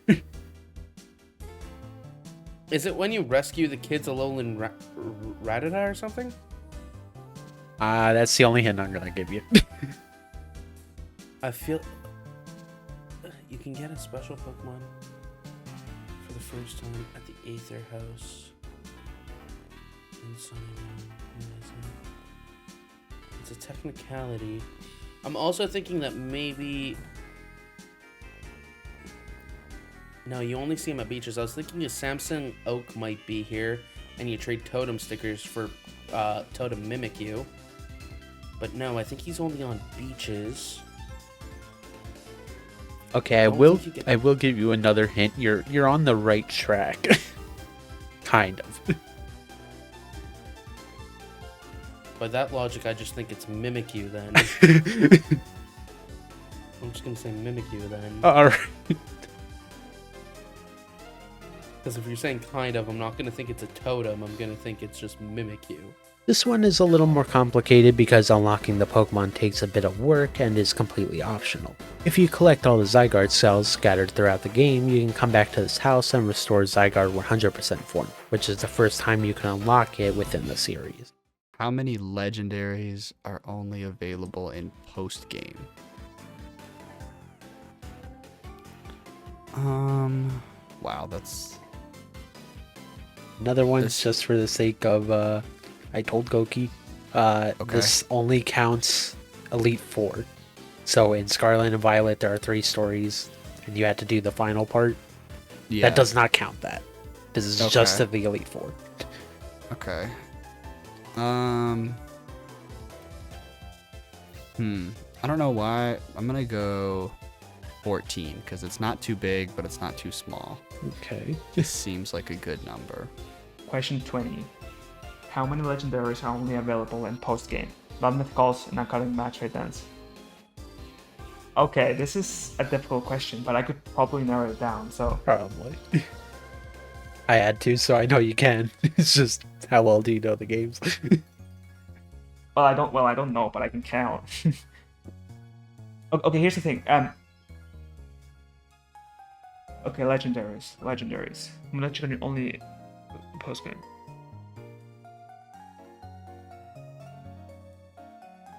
Wait, post game. That's no. You can. I'm gonna you narrow can it get down most, to after the Elite Four. But you get most legendaries before the post game, Most. though, right? Black and white, you get them. Ruby and Sapphire, you do. And Sinnoh, you do. And X and Y, you do. This is the problem. You're only what Pokemon are you counting as legendaries? I'm counting the box art legendaries and then Mewtwo. That's exactly where we're messing up. This is not specifically talking box arts. Oh, it's not just box No. art. Okay, Zapdos, Moltres, and Articuno too. Okay, no, that's that I can't. I'll take a guess here. Okay. Yeah. Okay, this is okay. I'm not going 20. I'm not going 7. I'll go.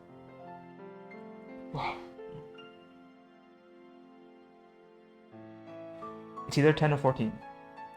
I'll go with 10. That's Alright. Oh, it's 14. Oh, I'm gonna regret that so much. How many legendaries are only available in the post game? Not mythicals and not counting max raid dens. In the post game of what? In just the post game of sorry. whatever game they're in. Wait, okay. So, like, as an example, Max raid dens would be Scarlet Violet, right? Scarlet and Violet and Sword and Shield. Scarlet Violet Sword Shield. Okay. But as an example, Moltres, Articuno, Zapdos count as Red, Blue, Yellow, Fire Red, Leaf Green, and Let's Go Pikachu and Eevee. Oh, okay. Well, technically, those aren't even post game. You could get them. Yeah, I'm just before. saying as an example. Okay, gotcha. They count mean, as okay. 3 different games. Oh, okay, gotcha. Okay, well, let's see. Mewtwo. So this just spans across all games. Oh, Yeah. I see what you mean. Okay. I What understand games can now. you Okay. get them in the post game or Got it. before it? Got it. Okay, so you can get Mewtwo. Okay, mythicals. So that's like Mew, Celebi, that doesn't count. Okay. You can get Mewtwo afterwards. You can get. I don't know if you get Lugia / Ho-Oh in Gold Silver, like if you get the other one. I don't think you do. When do you get the legendary beasts? I think you could get the legendary beast before you beat the game. Yes. No. I'll come back to that one. You can get Mewtwo. Gen 3, you can get you get your legendaries before that. These don't count events. So Gen 4, you can technically get Giratina after in Diamond and Pearl. You can get that post game. You can also get Heatran. Gen 5 you can get Kyurem. Gen 6 you can get Zygarde. Because Black and White you can get Kyurem existed in Black and White, I'm pretty sure. Yes.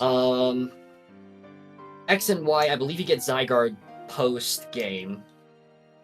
Gen 7 you get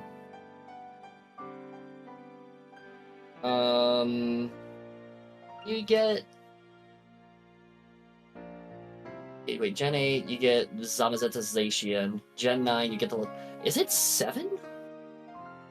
Oh crap, this does come down to the freaking legendary beasts. Oh crap. Wait, okay, because Roaming Legends. Because there's also Azelf, there's also the Lake Trio. That's not post game. That is not post. I'm second guessing myself. I need to stop doing this. Is that post game?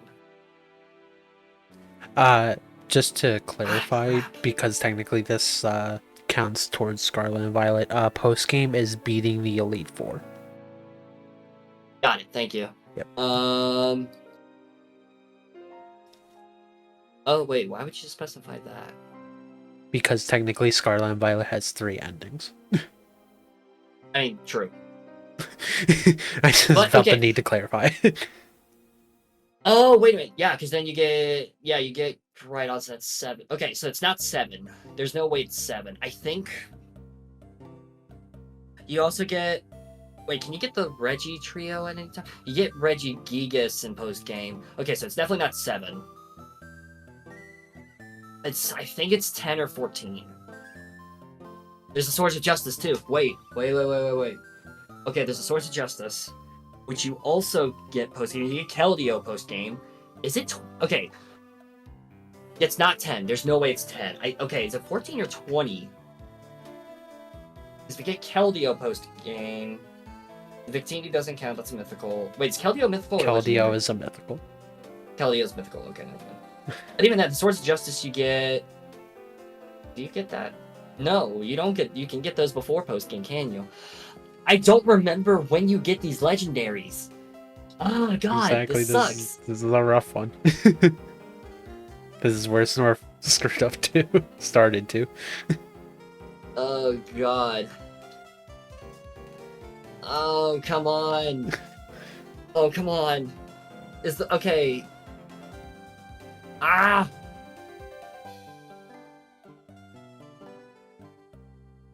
I don't think you get the roaming legendaries after the post game. I think you can get them before. No, that makes no sense. Doesn't it? So I'm trying to remember when you get the freaking.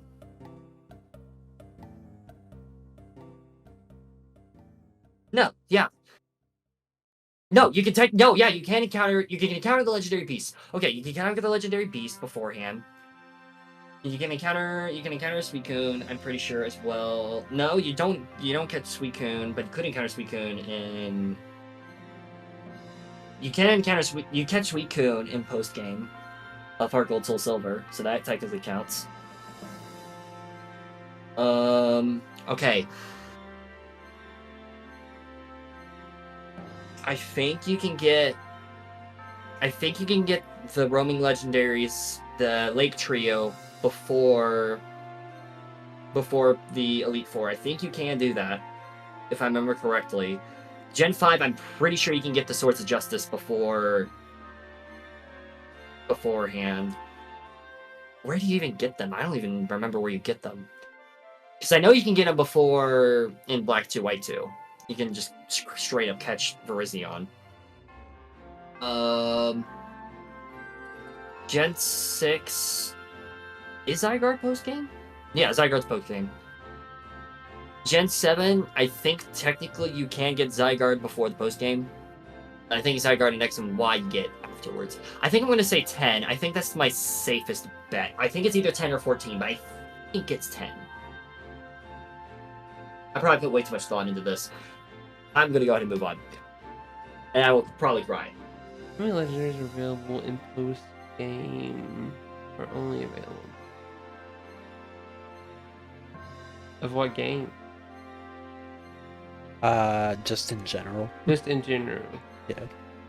Only available So like, post- just as an example, the Mewtwo. Reggie trio, yeah, they could appear in like 5 different games. It's can they appear before the post game in any of those games? Okay. So, Mewtwo. Also, just for the sake of being clear, because I did it for everybody else, Scarlet and Violet, the post game counts as beating the Elite Four. Okay.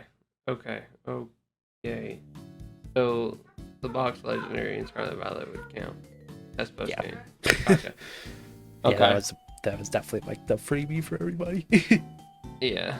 So Mewtwo. Mary Isaac is Emerald.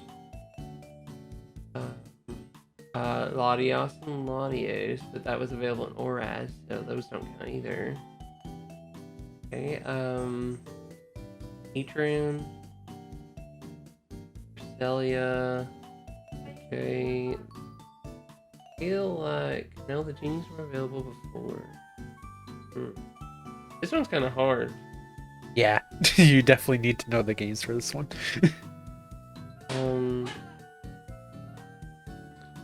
Go to X and Y, then Zygarde would count. No, because in Usum or Sun and Moon, you could get Zygarde before post game. Okay. I only got 3 so far. That doesn't seem right. Okay, next up.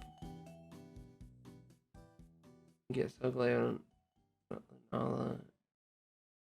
I'm getting a Necrozma. You get Necrozma? Yeah, you do because you get it right before the Elite Four, so that doesn't either. The Tapus you don't get. And Miradon and Corridon. That's 12. Closest one is 14, so I'm gonna go 14. How many legendaries are only available in the post game? Not mythicals and not counting max raid dens. Oh, Okay. This is like in Pokemon as a whole? Yes, so this is referencing like, yeah, just basically what Pokemon can you get across the post game of every game. Yeah, well, Mewtwo obviously won. So, like, are we counting, like, if I'm not mistaken, in, like, I don't know if this was a thing. I think it was a thing in Silver and Gold, too. But I know in Diamond and Pearl, you were able to get Dialga. Like, when you played Diamond, you got Dialga. But in the post-game, you were able to get, Palkia. Does that count or no? Technically, trying to think of the best like example that I can give of what I'm trying to say. So like, Are you just kind of thinking like a Pokemon that is generally only available in the post game, like how you have to beat the game in Red and yes, Blue to so get like, Mewtwo? Okay. yeah, so yeah, actually that's the best example I can give you is Mewtwo is only available in post game no matter what game you play. So Mewtwo is one. Zacian and Zamazenta is another. Also, I just want to say too, because I said it to everybody else, this is before the Elite Four. The reason that is important is because of Scarlet and Violet. Before Elite Four, but after. Post game counts as anything after the Elite Four. Okay, post game counts as anything after the Elite Four. Yes. But Scarlet and Violet too is after. Just Oh, because it has technically- 3 stories, so you can technically beat a story and then go do something before fighting the Elite Four. But you had to beat all 3 to get the box arts. Okay. Alright. I would say post game of Scarlet and Violet would have been more after all of the like after the end of all 3 stories, but then by that logic you also get Miraidon or Koraidon.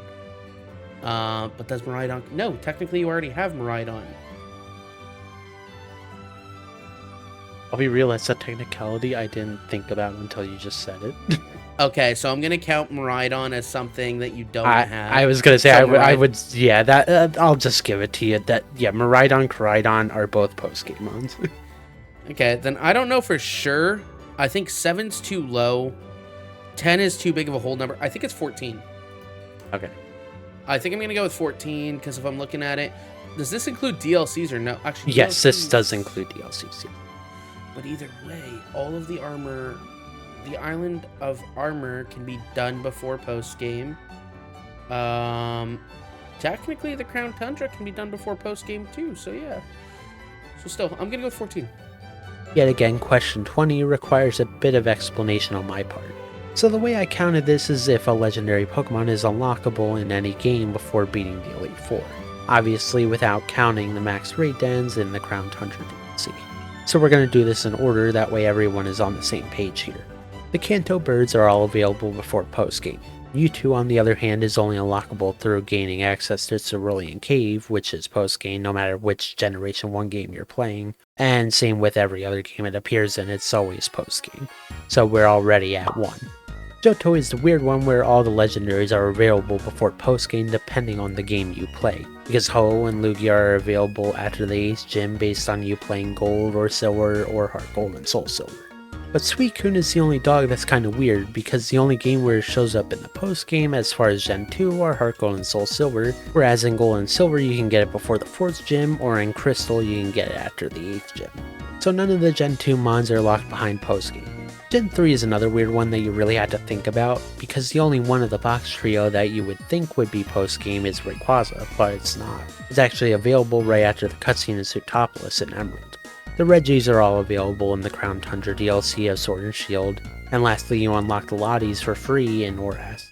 Gen 4 is once again the weird one. The box arts are all available before the 8th gym, same with the Lake Trio, but the side legends are where it gets a little harder, because even through third releases, remakes, and brand new games in the form of Legends Arceus, Cresselia, Heatran, and Regigigas are all locked behind post-game no matter which game you play.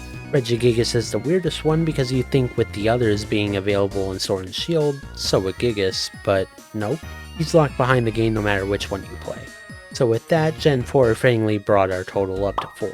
Gen 5 is pretty easy because they were honestly super limited with only using new Pokemon before post-game in the original Black and White.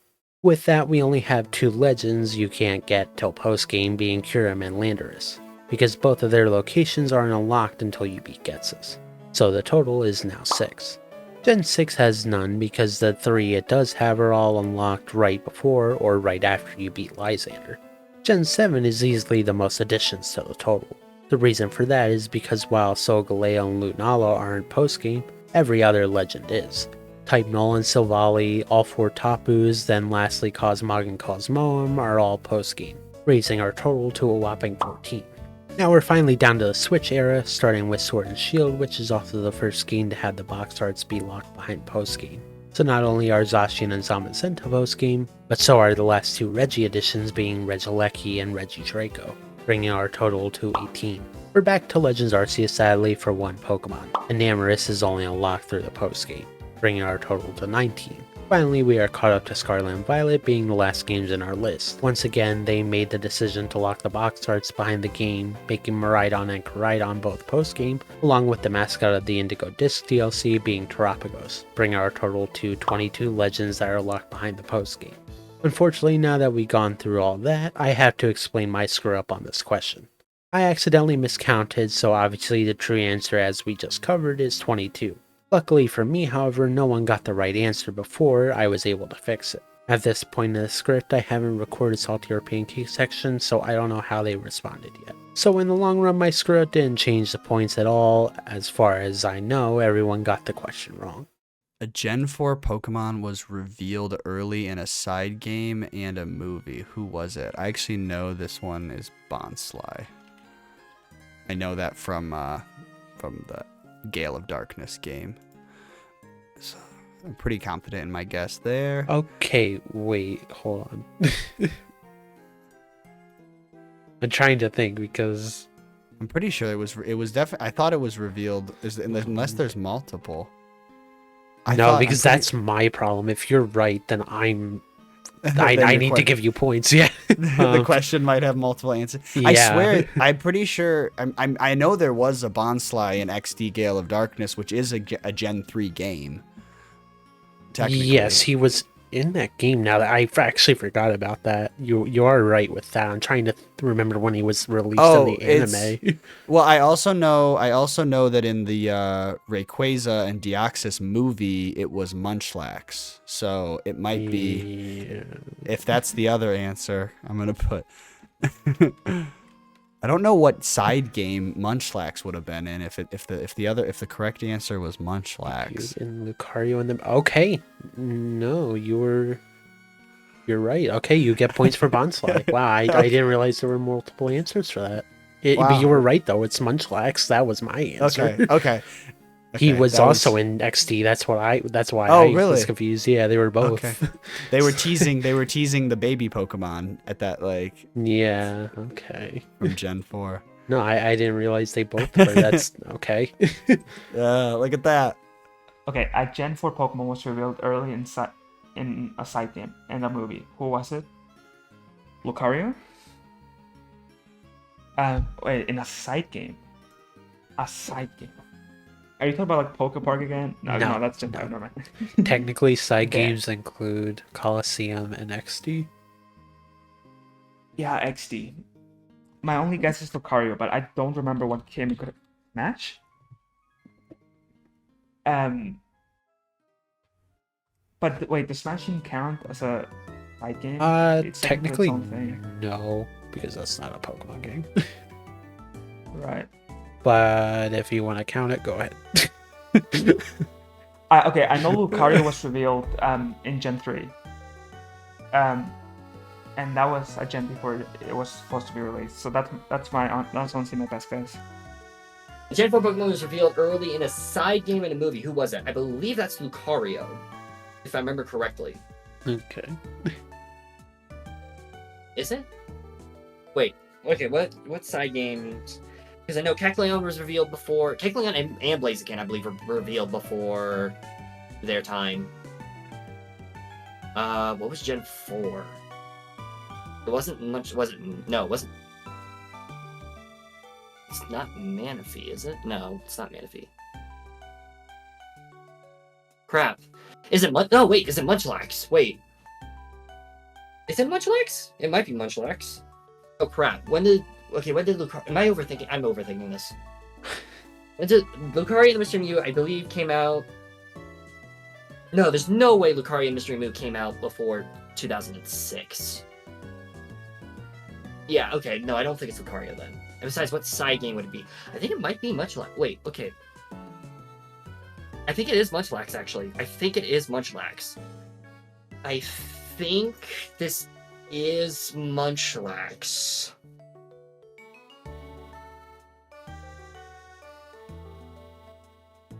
Okay. Gen 4 Pokemon was revealed early in a side game and a movie. Who was it? Gen 4 Pokemon was revealed early in a side game and a movie. Who was it?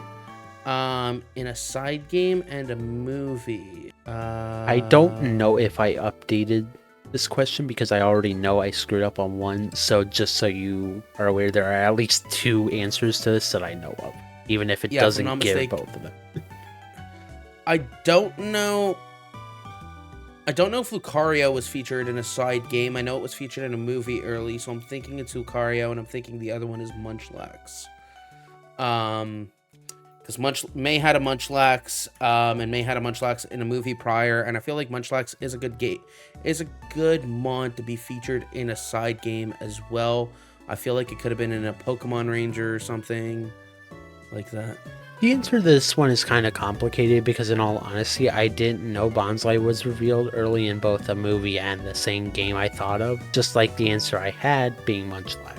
So I admittedly had to give Nick props and his dessert points because I just didn't know Bonsai also appeared in Gale of Darkness alongside Munchlax.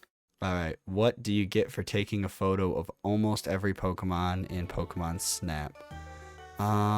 It's a special level. I just beat Pokemon Snap within the last 2 years, the original one.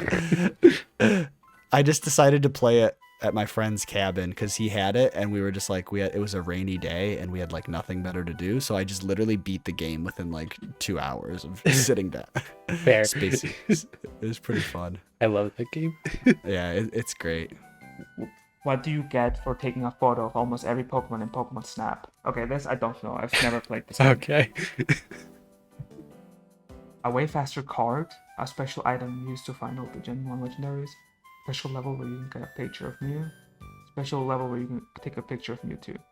I'll go with take a special picture of Mew. I feel like that's something they would do. Okay. Just have Mew be that special Pokemon you just can't take a picture of.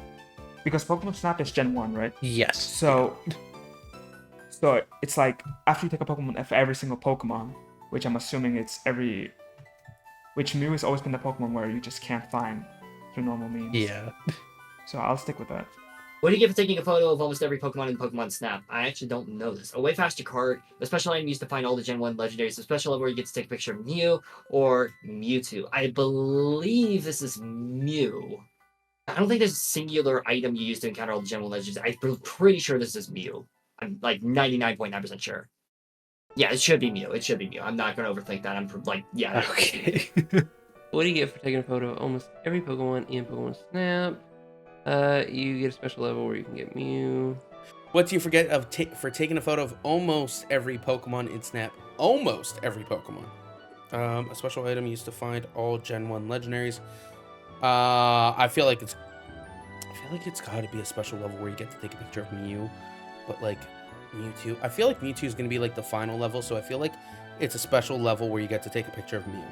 Now we're back to a pretty easy answer, once again if you play the game. In Pokemon Snap, your reward for getting enough points is unlocking a special map where the only Pokemon you can get a picture of is Mew. What do you encounter at the entrance? I know it's red. Sorry, your question or your answer to the last one was Mew. Mew. Yep. Okay. Answer to Okay. the 22 was Mew. And 23 is red. red. Okay, yes. Red and blue are an answer. Yeah, I knew it was both, but I thought maybe you got to see red first and then yeah. So it's blue. Oh really? Yeah, Okay. you ran Well, into blue first. I'm glad it didn't matter Yeah. which one then. I just wanted to trip up somebody that didn't realize it was Yeah. both of them. What do you encounter at the entrance of the battle tree in all the Gen 7 games? Who do you? I believe it's. Isn't it red and blue? I could have sworn it was both of them. It's definitely not Wally. Cynthia, you only get after. I'll go with blue. Final answer. Who do you encounter at the entrance of the battle tree in all Gen 7 games? This is red. At the entrance of the battle tree in all Gen 7 games. It's red or blue. I thought you encountered both of them though. Do you not encounter both of them? Are you confident in red and blue being your answer? I know for a fact you do in at least one of the games because I remember that. Okay, no, if you remember it, okay, then both of them are an answer. So yes, just pick one. Both of them, you can't Yeah. answer both of them? Yeah. Okay. I'm like, am I crazy? I thought Yeah. you counted both of them. 'Cause there's an I'm interaction just you trying to have trip where people you up don't with talk that. with red, Yeah. but you do talk with blue. Blue's like, oh no, he just doesn't speak that much. I thought I was going insane. I was hoping I would trip somebody up because you encountered blue first. Okay, gotcha. Well, I mean, I would realistically say blue anyways, just because Yeah. blue speaks. And Yeah. red doesn't. It'd be weird if just red just walked up to you and just didn't speak. Yeah. So, Their entrance of the battle tree in 7 games. It's red and blue. Okay, you can't select multiples. That's weird. Okay, are you going with red? No, because it was red and blue. I was pretty sure. And I know you can go to Wally and Cynthia, but only inside. It's got to be red or blue. But it's both of them. I thought. I'm going with red. Okay, you're going with alright, so both of them were acceptable. Okay. It was just to throw people off. Who do you encounter at the entrance of the battle tree in all the Gen 7 games? There's 2 answers for this one, is there not? I'll let you figure that out. Well, it's red and blue. Red and blue both show up. Do they not? Are you I'm going almost with positive. red? I'm gonna go with red, but if I'm not mistaken, red and blue both show up. Again, this question should have been really easy if you played Sun and Moon to the end. In the battle tree, you're introduced to both red and blue and are given the option of who you'd like to battle before entering the tree. Who was the first? Okay, the first Pokemon capable of Mega Evolution. So is this like canon? Is this like canon story wise, or is this like? Yes, within one of the games, you are told within the story one of these Okay. Pokemon Mega Evolves first.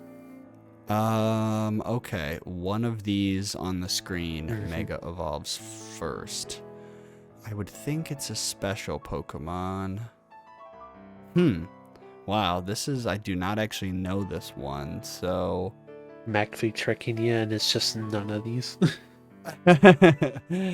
There's one Pokemon in that list that you're missing, and you need to figure out which one it is. Oh, there's wait. There's No, a no. Oh, okay, I was like, okay, I was like, oh no, oh no. Yeah, no, that's all of them. That's one of them.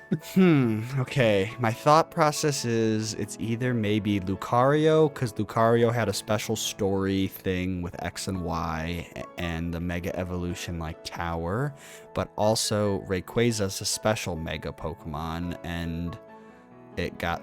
But that doesn't happen. I'm gonna go Lucario as my guess. So okay, locking it in, Lucario. Who was the first Pokemon capable of Mega Evolving? Like, like in the games, who could you make evolve first? No. Within the story, there is a specific Pokemon told to you that can Mega Evolve that was known for doing it first. Wait, what do you mean? In X and Y, you are told specifically that one Pokemon in that list can Mega Evolve, or it was known for Mega Evolving as the first Pokemon. Or, Jesus, I'm bad at explaining. I mean, if it's X and Y, then it can't be Latios and Latios, right? It can't be the Auras Megas. Wait, who was the first Pokemon Mega? Like, technically it's Rayquaza then, right? But if it's in X and Y, then it's something else. Yeah, I definitely said X and Y on accident. But so is it not? It's you're told in one of the Gen 6 games that a Pokemon was known for Mega Evolving, was known for being the first Pokemon to Mega Evolve. Okay, I definitely don't know the answer there.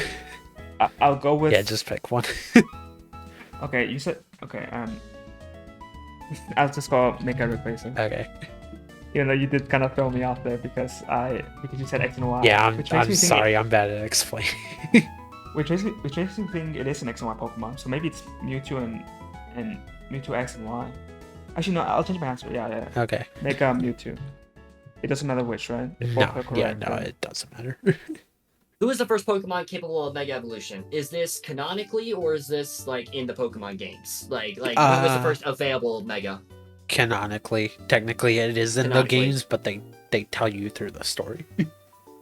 Okay. So wait. Sorry. Can you repeat that one more time?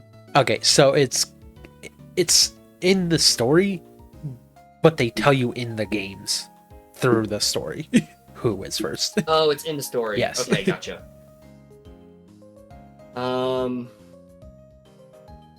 I don't think it's. Is it Lucario? Wait.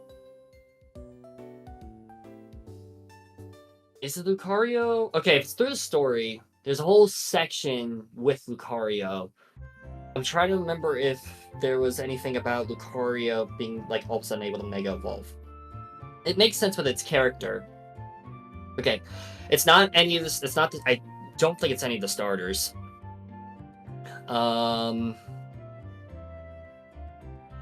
don't think it's the only legend. Okay, I think the only two Pokemon I think it could be. Also, Mega. Does Mega Rayquaza? I guess Mega Rayquaza does count. I think this is either Mega Lucario or Mega Mewtwo. And I think I'm going to go ahead and say Mega Lucario. I think. Unless, spoiler alert, I've not played Oras ever, so if this answer isn't Oras, that's why I'm not getting. I'm purely basing this off of X and Y. You haven't played Oras? I weirdly enough have not played Oras. Oh wow! So if this answer is Oras, if this answer is from Oras, I'm not getting it. Okay, yeah, that actually makes one of these harder, if I remember right. Okay, I'm just gonna say Mega Lucario. Yeah.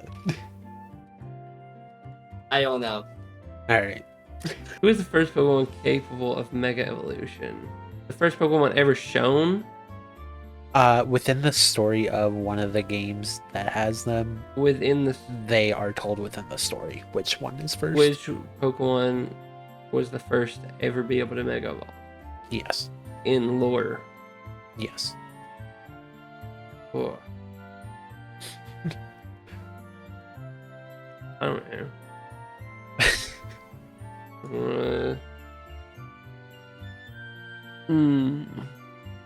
gonna put Giants. Okay. Who was the first Pokemon capable of Mega Evolution? Is this lore-based or game-based? Lore-based. There is one Pokemon within both X and Y and or S that is said to be the first Pokemon. Lucario. And I think that makes it both lore-based and game-based, because I think it's the first Pokemon that you Mega Evolve after getting the Mega Ring, because like you get the Mega Ring, and I don't think you have access to any Mega Evolution stones. Do you? Yeah, you only get the Mega Ring right before you battle Mega Lucario, so I think it's based. I think both game and lore is that. For the third question in a row, a pretty easy answer if you played X and Y. In those games, Lucario is basically on the main stage when it comes to Mega Evolution. The gym leader has him as their partner in the anime, he's the first Mega you get to see in the game, and he has his own section of the story based around him. So the obvious answer for this one would be Lucario. What? Oh, geez. This is just a blurry screenshot. Oh, no. What game is this from? I can't tell much, but it doesn't look 3D, in my opinion, based on like what I can tell. So I'm just gonna guess black and white. Okay. What game is the from? Oh, I'm sorry, that was a typo. It's just, what is this from? Okay, it's definitely pixelated, so Gen 5 and below, although that doesn't look like anything in Gen 5. I know that game very well. I will give you a hint if you think about it a little bit harder. Is it one of the Gen 3 games? No. No? Actually, I lied. I won't give you a hint. Just try and guess. Oh, wow. Because technically the hint that I was going to give you would give it away very easily if you know. Yeah, that's the thing. Okay, let's see here. What game is this from? I don't know. I mean, I was gonna guess like a Gen 5 game, but since you already said that's not the case. No, but it has to be. Wait, okay. Wait, can it be a side game or? Yes, is it just can be a miniseries? side game. Okay, it's definitely a side game then. What side game has art like this though? I might have to just throw this question out. I don't know. Okay. I'll go. But that's not. Diamond and. There you go. Diamond and Pearl. Okay. No, but that's not the case because this looks like hair to me, right? And Okay. none of the protagonists have like long brown hair like that. Unless do they? I'll go Fire Red Leaf Green. Fire Red and Leaf Green. All It's right. probably a side game, but I'm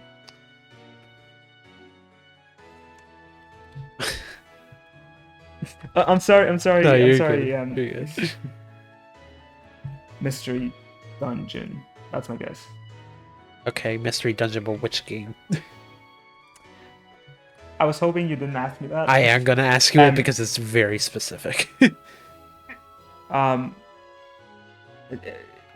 What's it called? Team? What's it called? I don't know the names. Team Rescue Blue? Is that one of them? That is one of them.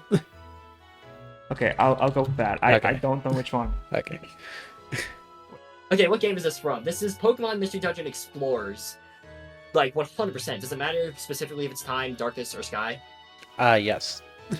It does matter. Yes, Oh, shoot. it very much matters here.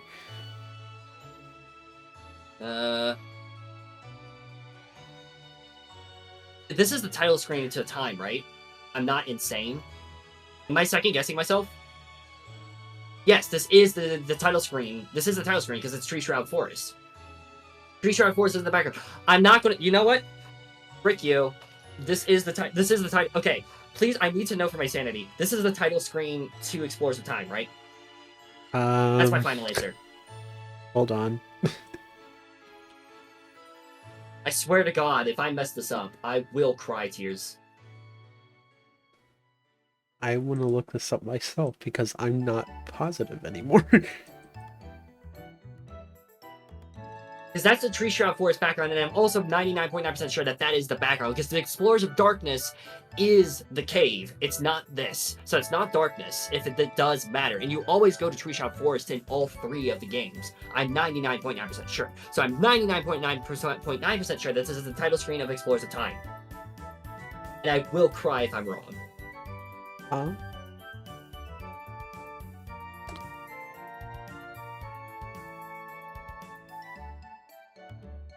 Yeah, you're right. Yes! Okay. So my issue with that is, then my answer is wrong. What was your answer? I put Sky because I looked up Pokemon Mystery Dungeon Explorer Sky and that picture came up. Dang!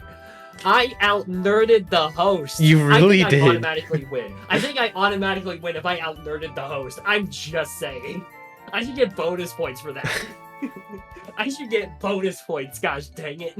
Yeah, wow, okay, yeah, you're right, this time. Okay, yeah, I need to give Snore an extra point then. What game is this, bro? Are you fucking serious? Okay, this is an Explorers game. I don't know which one. I'm gonna put Sky. Okay. I think it's just an Explorers game because that looks like the green parts for where the time gear goes. This being green, I'm gonna put Sky. Let's go. What game is this from? Yeah, you kind of have to know this one. Either you know it or you don't. The thing is, it looks like Pokemon Mystery Dungeon. Now, I don't know much about Pokemon Mystery Dungeon. I know there's Red Team, Blue Team, Explorers of the Sky, Okay. and I think Explorers of Time. But I don't know if it's called Explorers of Time. I think it's something else by Time. Okay. And with the green, it's making me think Explorers of the Sky because of Rayquaza, but I feel like I could be wrong and it could be Time. But I'm gonna go Explorers of the Sky. Okay. This one, funnily enough, wasn't meant to be tricky, but as Goki points out to me later in the recording, I once again screwed up on my own question. This image is not in fact depicting the title screen of Explorers of Sky, it is actually depicting the title screen of Explorers of Time. So while people like Nick and Snore just got the answer completely wrong, I have to give points to Goki because not only did he give me the correct answer, he also proved I had the wrong one. Which game was necessary for you to get Mew in Gen 4 for some reason? Gen 4? I feel like it's Battle Revolution. I'm going with Battle Revolution. Which game was necessary for you to get Mew in Gen 4 for some reason? Wait, which game was necessary for you to get Mew in Gen 4 for some reason? Wait, like, could you be more specific? One of those games can be used to get Mew in a Gen 4 game. It's definitely not Pokepark Wii. I would have known about that. Yeah. I kind of... That was meant for everybody else. Pokemon Battle Revolution. My guess is Pokemon Ranger. Okay. I know you can get a Manaphy from there into Yeah. into a game. I don't know if it's the same from you, but that's my guess. Alright. Which game was necessary for you to get Mew in Gen 4? Pokepark, Wii, Pokemon Battle Revolution, Pokemon Range, Pokemon Ranger. It's not Pokepark, I'm pretty sure, because Pokepark you interact with... Wait, no. In order for you to get Mew, you don't get Mew in Pokepark Wii, so that makes no sense. Pokemon Ranch I've never played. Pokemon Battle Revolution is not it. I'm trying to remember what Pokemon Ranger does. I think it is Pokemon Ranger. Because that's the only way that word makes sense. Battle Revolution, it's not necessary, because that's a battle sim. It's a very good one at that. Pokemon Ranch, no idea. I don't know anything about Pokemon Ranch. Pokepark Wii, again, it doesn't make sense for you to get Mew, unless you're talking about in the story you have to get to Mew. In that case, yes, but that phrasing is what's getting me here. And I swear to God, if the phrasing is what's throwing me off and it actually is Pokepark, I will cry. No, And I know it, Shady. just to clarify, the phrasing has nothing to do with it. It's just doesn't have which anything to do with game it. needs you, which game allows you to get Mew in Diamond, Pearl, Platinum, Heart Gold, Soul Silver, whatever Gen 4 game you want. Wait. Oh, so like through like events. Yeah, through one of these games, it transports a Mew to Oh! one of the Gen 4 games. Oh, I completely misunderstood the Yeah. question then. Okay. It's not Battle Revolution because you get Pikachu with Surf. It's not Pokemon Ranger because you get the Manatee Egg. Pokepark Wii, I don't think there is any event. So I think it is Pokemon Ranch. I think that would be the answer. But Pokemon Ranch, isn't Pokemon Ranch GameCube? No, GameCube is Pokemon Box. Oh, okay. Yeah. I've never played Pokemon Ranch, so Yeah. have I? No, I don't think I have. Can you even connect Diamond and Pearl to Pokepark? I'm leaving that one for you to figure out. I don't think you do. I think I'm going to say Pokemon Ranch. I know for a fact it's not Battle Revolution or Ranger.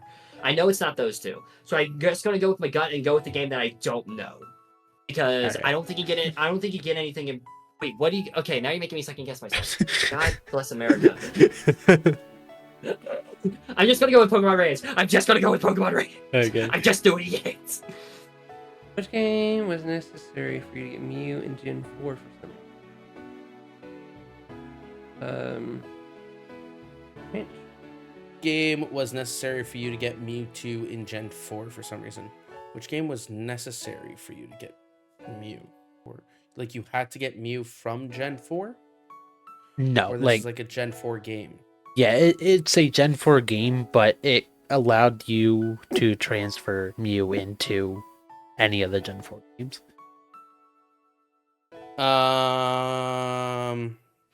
I don't think Pokemon Bank was on the Wii, so I don't think it's Pokepark Wii.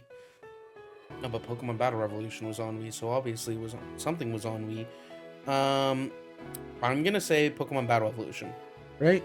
This question was an easy one for me because I played Pokemon Ranch with my friend as a kid, so I actually didn't know the answer to this question from personal experience. But I can absolutely understand people not getting this one if they haven't done it themselves or watched a video on it or something. If they weren't shiny locked behind story events, Scarlet and Violet could be completed with just the Surf upgrade. If they weren't locked behind story events.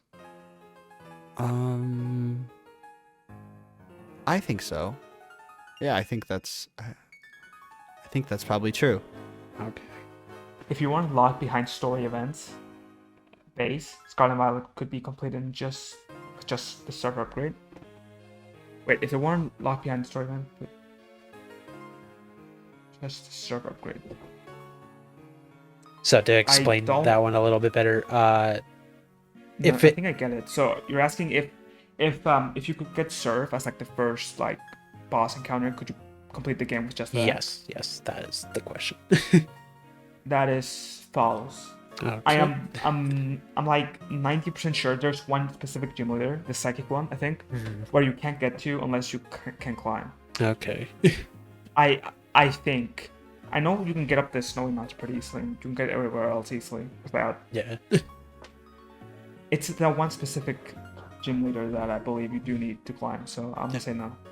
If they weren't locked behind story events, base Scarlet and Violet could be complete with just a Surf upgrade. Does this include glitches? No.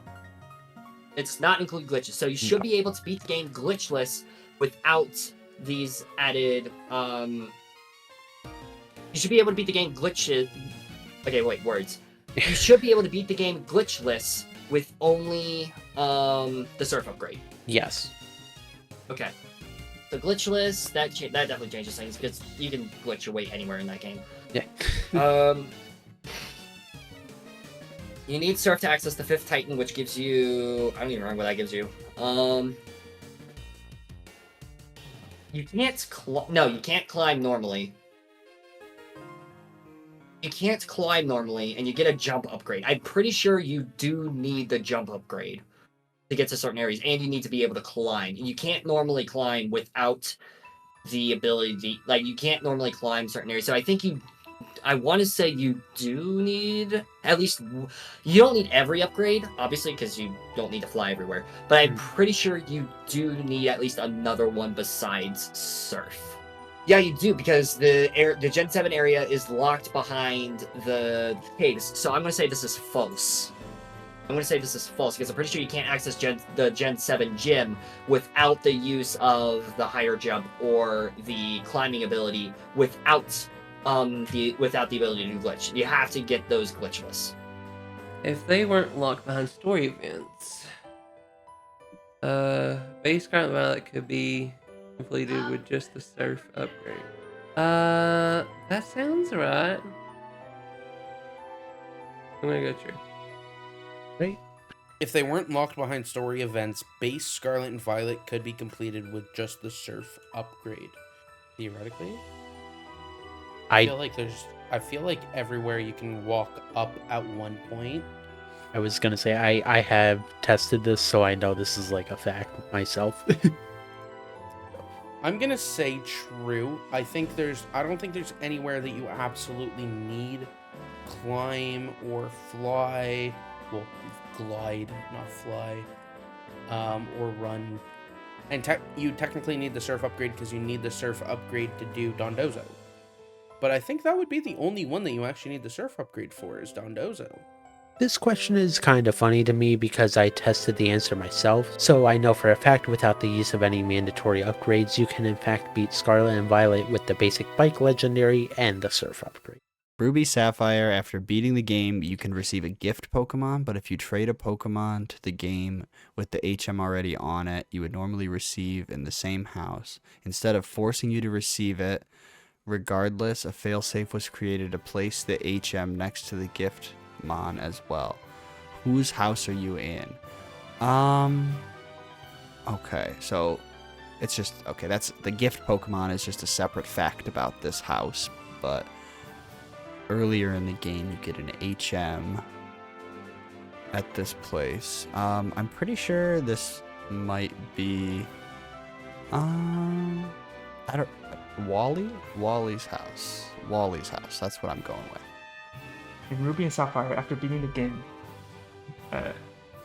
Sorry, this is a really long one. no, it's fine. You can receive a gift Pokemon, but if you trade a Pokemon to the game with the HM already on it, which you know what I'm receive. Which could you TLDR this for me? Okay, so if you read it again, because I actually forget what I put there.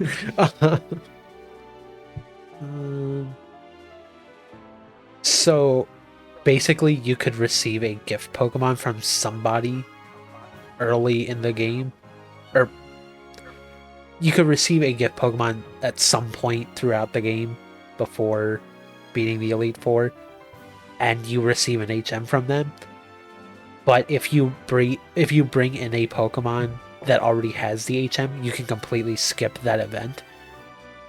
But then if you go back to their house after beating the Elite Four, you can get the HM and the Pokemon where they would normally put just the Pokemon. I have never heard of this. And the question is, whose house are you in? Yeah. Whose house are you in? Whose house are you in? Okay, This is just Ruby and Sapphire. What? Can I put Wally's parents? Wally's parents' house. Okay. I don't know. First I was thinking Norman, but then you said house, so Yeah. it's probably not a gym. Wait a minute. No, wait. I mean, wait. Is it the electric gym leader? You go to his house at one point, don't you? Is it him you get it from? Maybe. Can I change my answer? Yeah. What's his name? Watson. Watson, there you go. Watson's house. I do believe you go to his house one day. I just don't remember if it was Oris or if it was this game. To be completely honest, I don't know this answer, so that's my best guess, honestly. It's Ruby and Sapphire. After beating the game, you can receive a gift Pokemon, but if you trade a Pokemon to the game with the HM already on it, you would normally receive from the same house. So of course, you can receive it regardless of failsafe was created. Place the HM next to the gift one as well. Whose house are you in? Okay, wait. In Ruby and Sapphire, after beating the game, you receive a gift Pokemon. If you trade a Pokemon to the game with the HM already on it, which you would normally receive from the same house. instead of forcing you to receive it regardless, a failsafe was created to place the HM next to the gift mod as well. Whose house are you in? This has to be Steven's house, because I'm pretty sure you get the TM for Dive, and it's either Dive or Waterfall in Steven's house, and you get Beldum from Steven as well in the post-game. So I'm going to say Steven Stone's house. In Ruby and Sapphire, after beating the game, you can receive a gift Pokemon. But if you trade a Pokemon to the game with HM already on it, which you normally would receive from the same house, instead of forcing you to receive it, regardless of the failsafe created, the HM next to the gift Pokemon as well. I've seen that video. Okay, yeah, good point. In Ruby and Sapphire, after beating the game, you can receive a gift Pokemon, but if you trade a Pokemon to the game with the HM already on it, but if you trade a Pokemon to the game with the HM already on it, which you would normally receive from the same house, instead of forcing you to receive it, regardless of a failsafe was created, to place the AM next to the gift mon as well. Whose house are you in?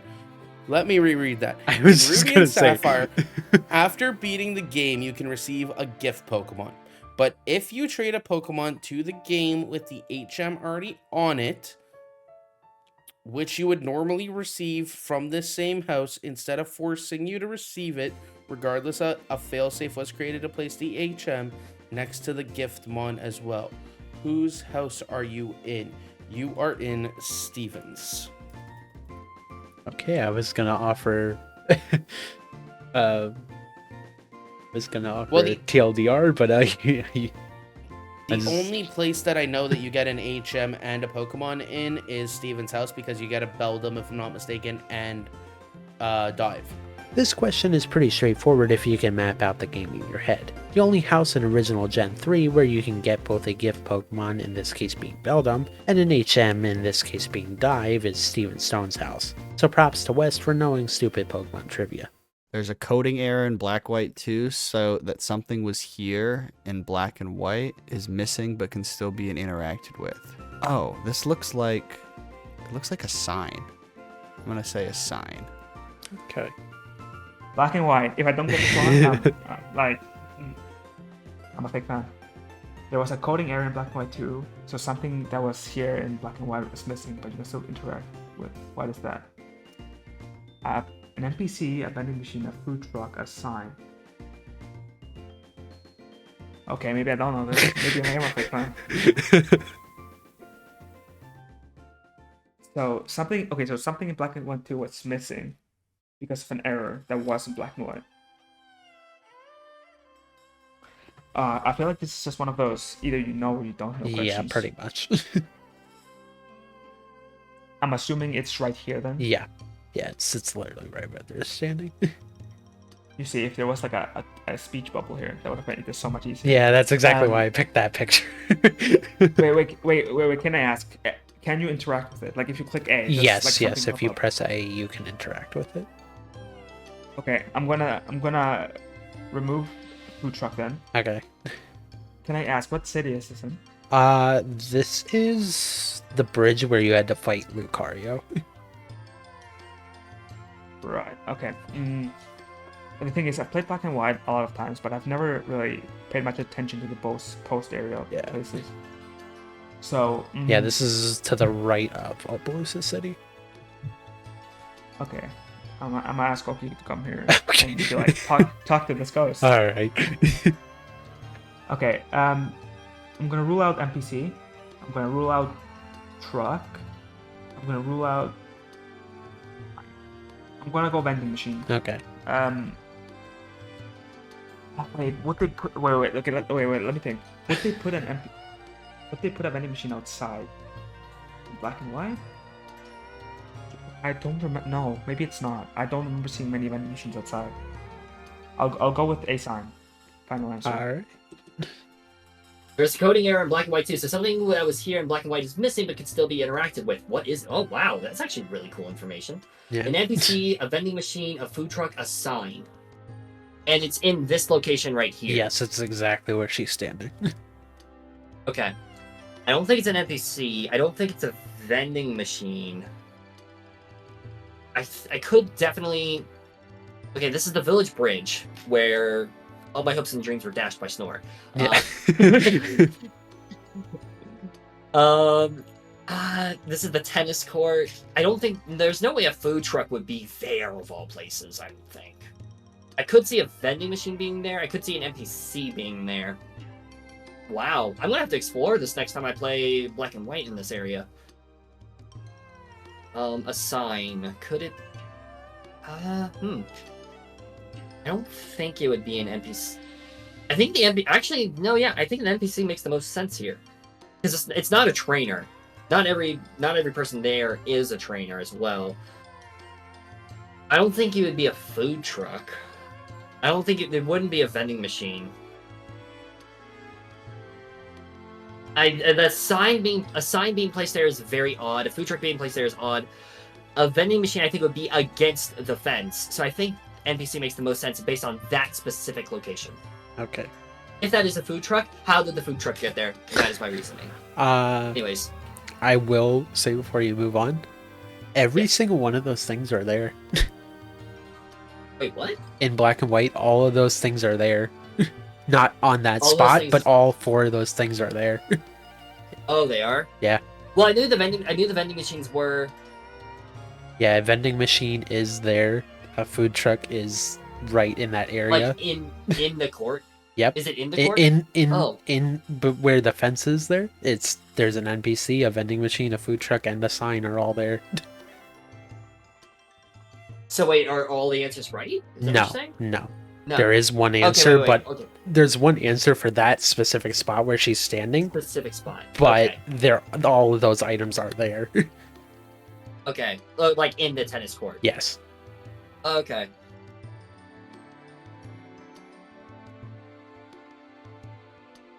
This could be a question that makes or breaks this question. So I'll let you decide if you want to answer it. Can you walk past this point? Can you walk in this corner here as if nothing was there? In Black and White 2, yes. In Black and White 2, yes.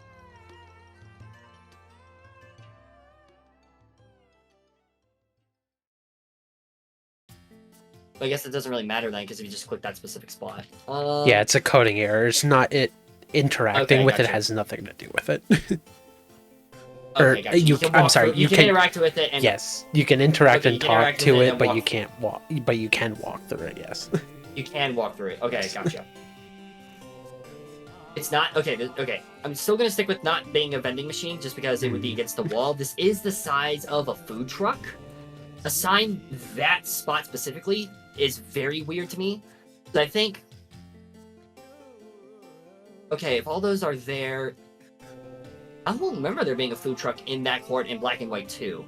But if it's there in Black and White, now that I understand the question a bit better, I'm going to go with food truck as my final answer. Okay. Because I'm pretty sure a food truck is that big. So I'm going to go with food truck for that. Thank you for clarifying that, JD. I Yeah, really no appreciate problem. it. The coding area in Black and White. So something that was here in Black and White is missing, but could be. It's the sun. Yeah.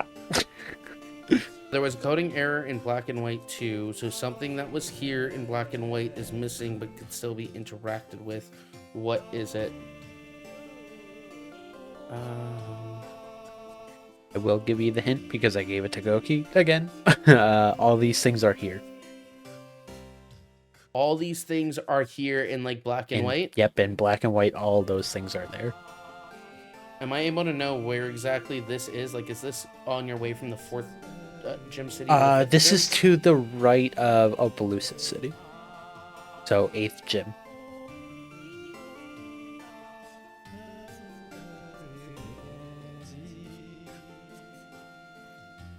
Something that you would still be able to interact with: an NPC, a vending machine, a food truck, a sign.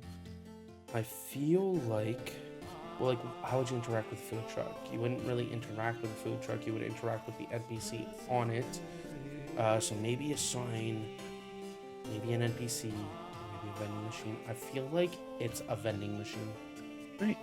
For this question, it was meant to be a meme that you'd only get if you tried a lot of dumb things as a kid, because in all honesty, I did know about this as a kid because I accidentally did it while playing the game. But in Black and White 2, what you can talk to in this spot, regardless of it not being there, is in fact a sign. What Sinnoh number gym is this? Oh shoot. Okay. The picture is important. Yeah. Okay. Yeah, that's the Crasher Wakes gym. And he is gym number 4, I believe. Oops, 4. Okay. What Sinogym number is this? I mean, this guy kind of gives it away. Yeah, but But- think about it a little bit more. Isn't it the 4th? Look at the picture. That's the Wait. important part. Yeah, it's Wallace, isn't it? Yeah, or it's Wake, but Oh, that's Wake. okay. I'll just let you answer. Just go ahead. Okay, it's Wake. Yeah. He's the 3rd gym. No, he's the 4th gym leader. The first one is the rock guy. The second is the grass type. The 3rd is the ghost type, right? Yep. But you can't. But can you fight it right away? Or do you have to? Depends. I remember you. Depends. I'll go with 4th. Okay. It's either 4th or 5th. I just don't really remember the exact details All right. of when you can battle the gym leader, but I think it's 4.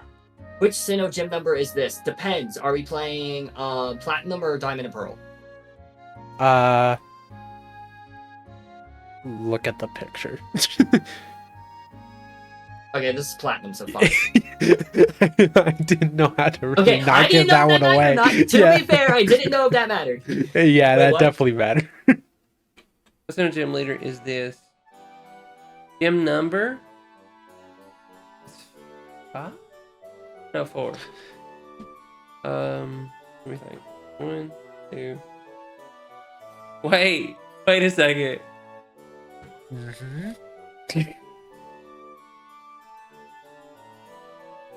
Oh, platinum, bro. You're Well, if you go from the badge list, no, it changes in platinum.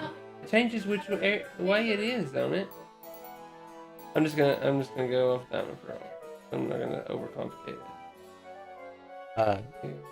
it. Are you moving? Your screen froze. What am I doing? Oh, okay, never mind. I thought you were moving. I thought your screen froze. You're good. I'm counting on my fingers. Roar, Oh, okay. Gardania, Cotton Gym Leader, and him. So it's B4. I'm going 4. Okay. What Sinnoh gym number is this?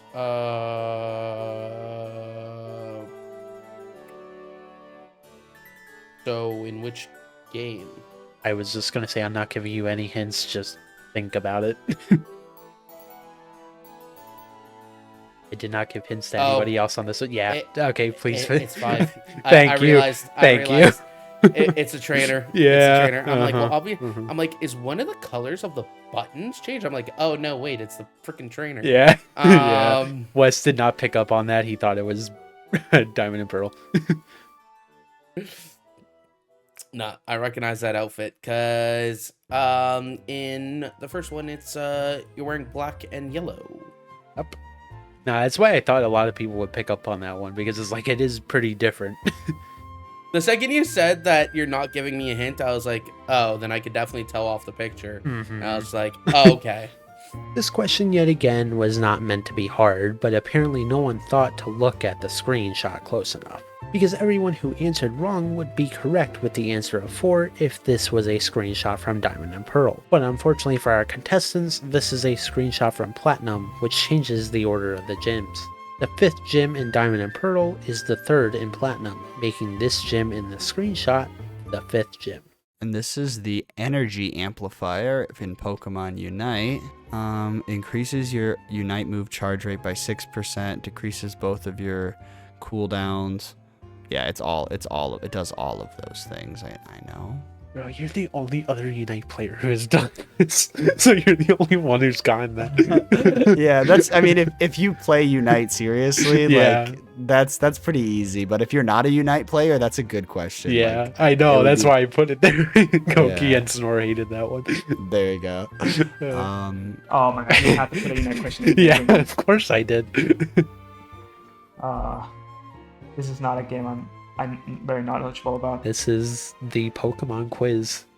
You had to know all of the games. That is honestly fair. What does this item do in Unite? Increase your Unite move charge rate by 6%. Increases both of your attacks moves cooldown by 4.5. Bonus damage is increased slightly every time you use your Unite move. All of the above. All of the above? That would be kind of nuts. It's definitely not all of the above. I'm gonna go increases your Unite move charge rate by 6%. Okay. I am 90% sure. What does this do in Unite? Oh god. I haven't Yep. played Unite in years. Should had to be one. There had to be one. Increase your Unite move, the charge rate by 6%. Increases both your attacking moves cooldown by 4.5. Your Pokemon's damage is increased slightly every time you use your Unite move, or all of the above. All of the above makes no sense. What does this do?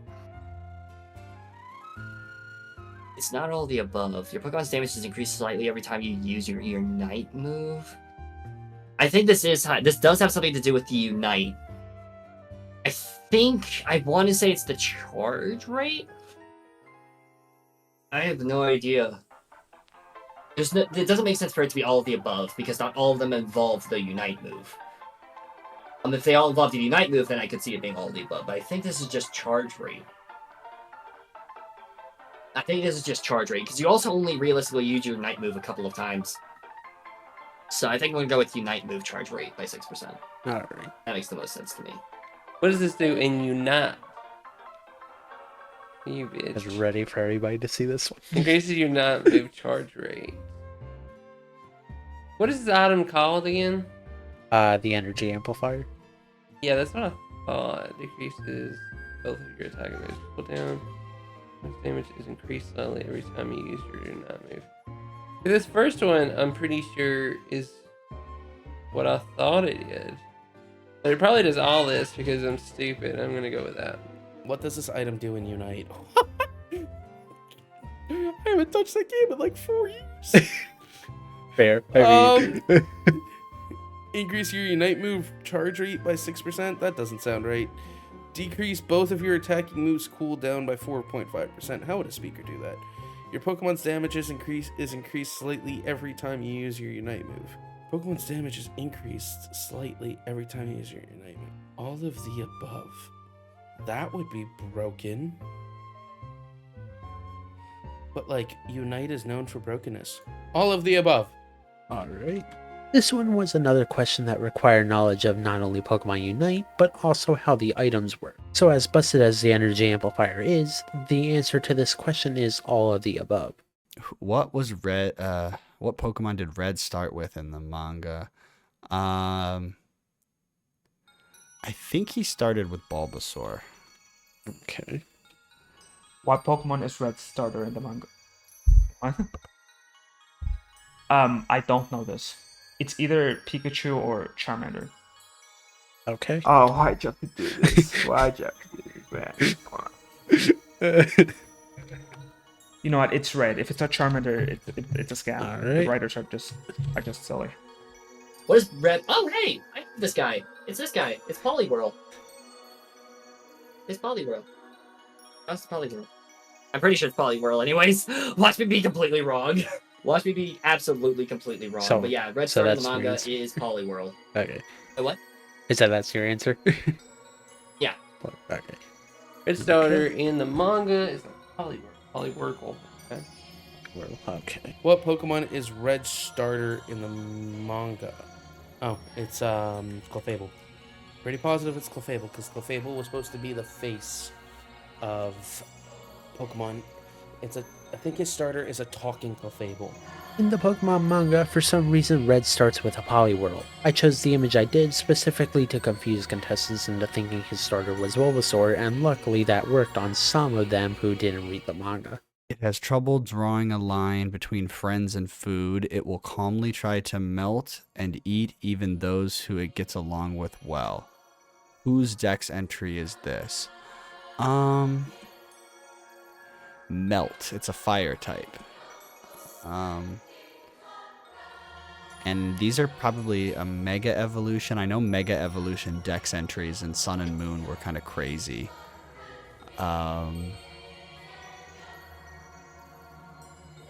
Calmly. Okay. calmly try to melt and eat? Oh boy.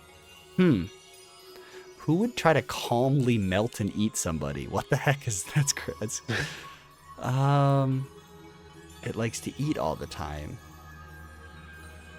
This is a tough question. Oh, wow. Okay, let me think about this for a minute.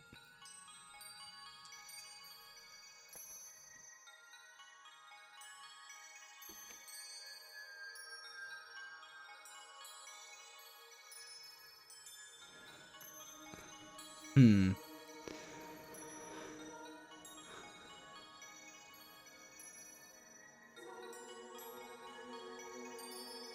have no idea what other Pokemon likes to eat food besides Snorlax. That's like that's the biggest part of the Dex entry that's throwing me off is the eating.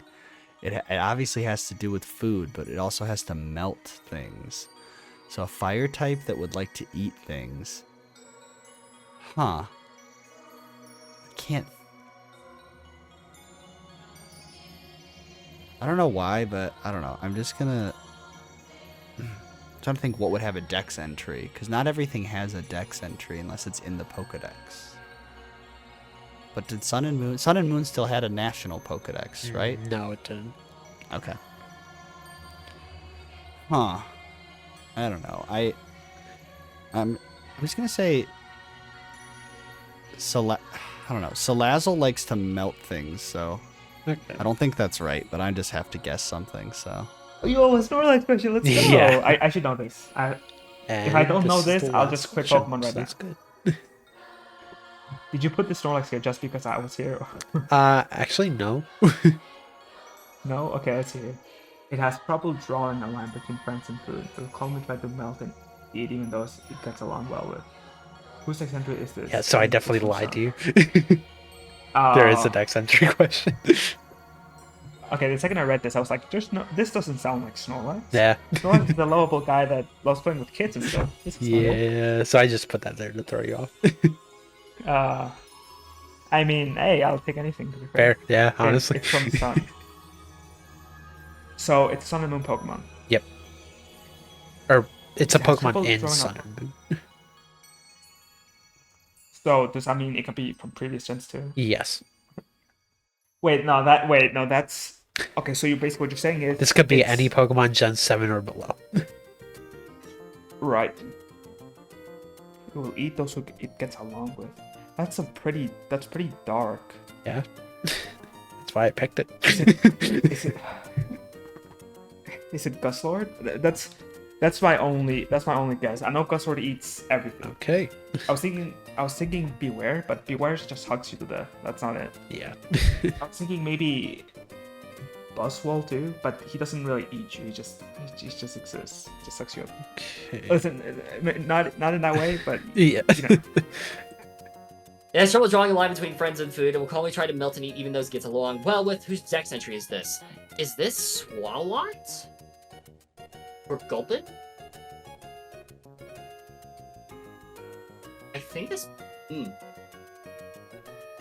Because I remember this Dex entry. Are Swalot and Gulpin even in Gen 7? No, yeah, because the Dex cut happened afterward. Yeah, they are in Gen 7. It's calmly trying to melt. Melt is the key word here. It's not Snorlax. Snorlax is there to throw you off. Is it Swalot?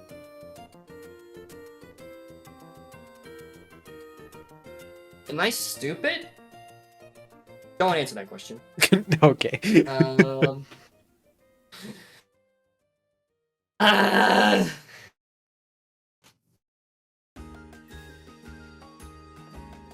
know what? I'm just going to say frickin' and go with Swalot. I can't think of anything else. I'm just going to go with Swalot because I think that'd be funny if it was correct. It has trouble drawing a line between friends and food. He'll calmly try to melt ink, even though it gets along well with his deck. Dex entry is this. Hint, it's from Sun. Drawing a line between friends and food. To melt and eat, even though it's from Sun, so it's like a new Pokemon in Sun and Moon, right? Is that what you're saying? Is that what that means, or is it just No, available it's in Sun? one of the Dex 400 entry. and yeah. The Dex entries from Sun. Okay. Yes. That okay. I'm just gonna go with like.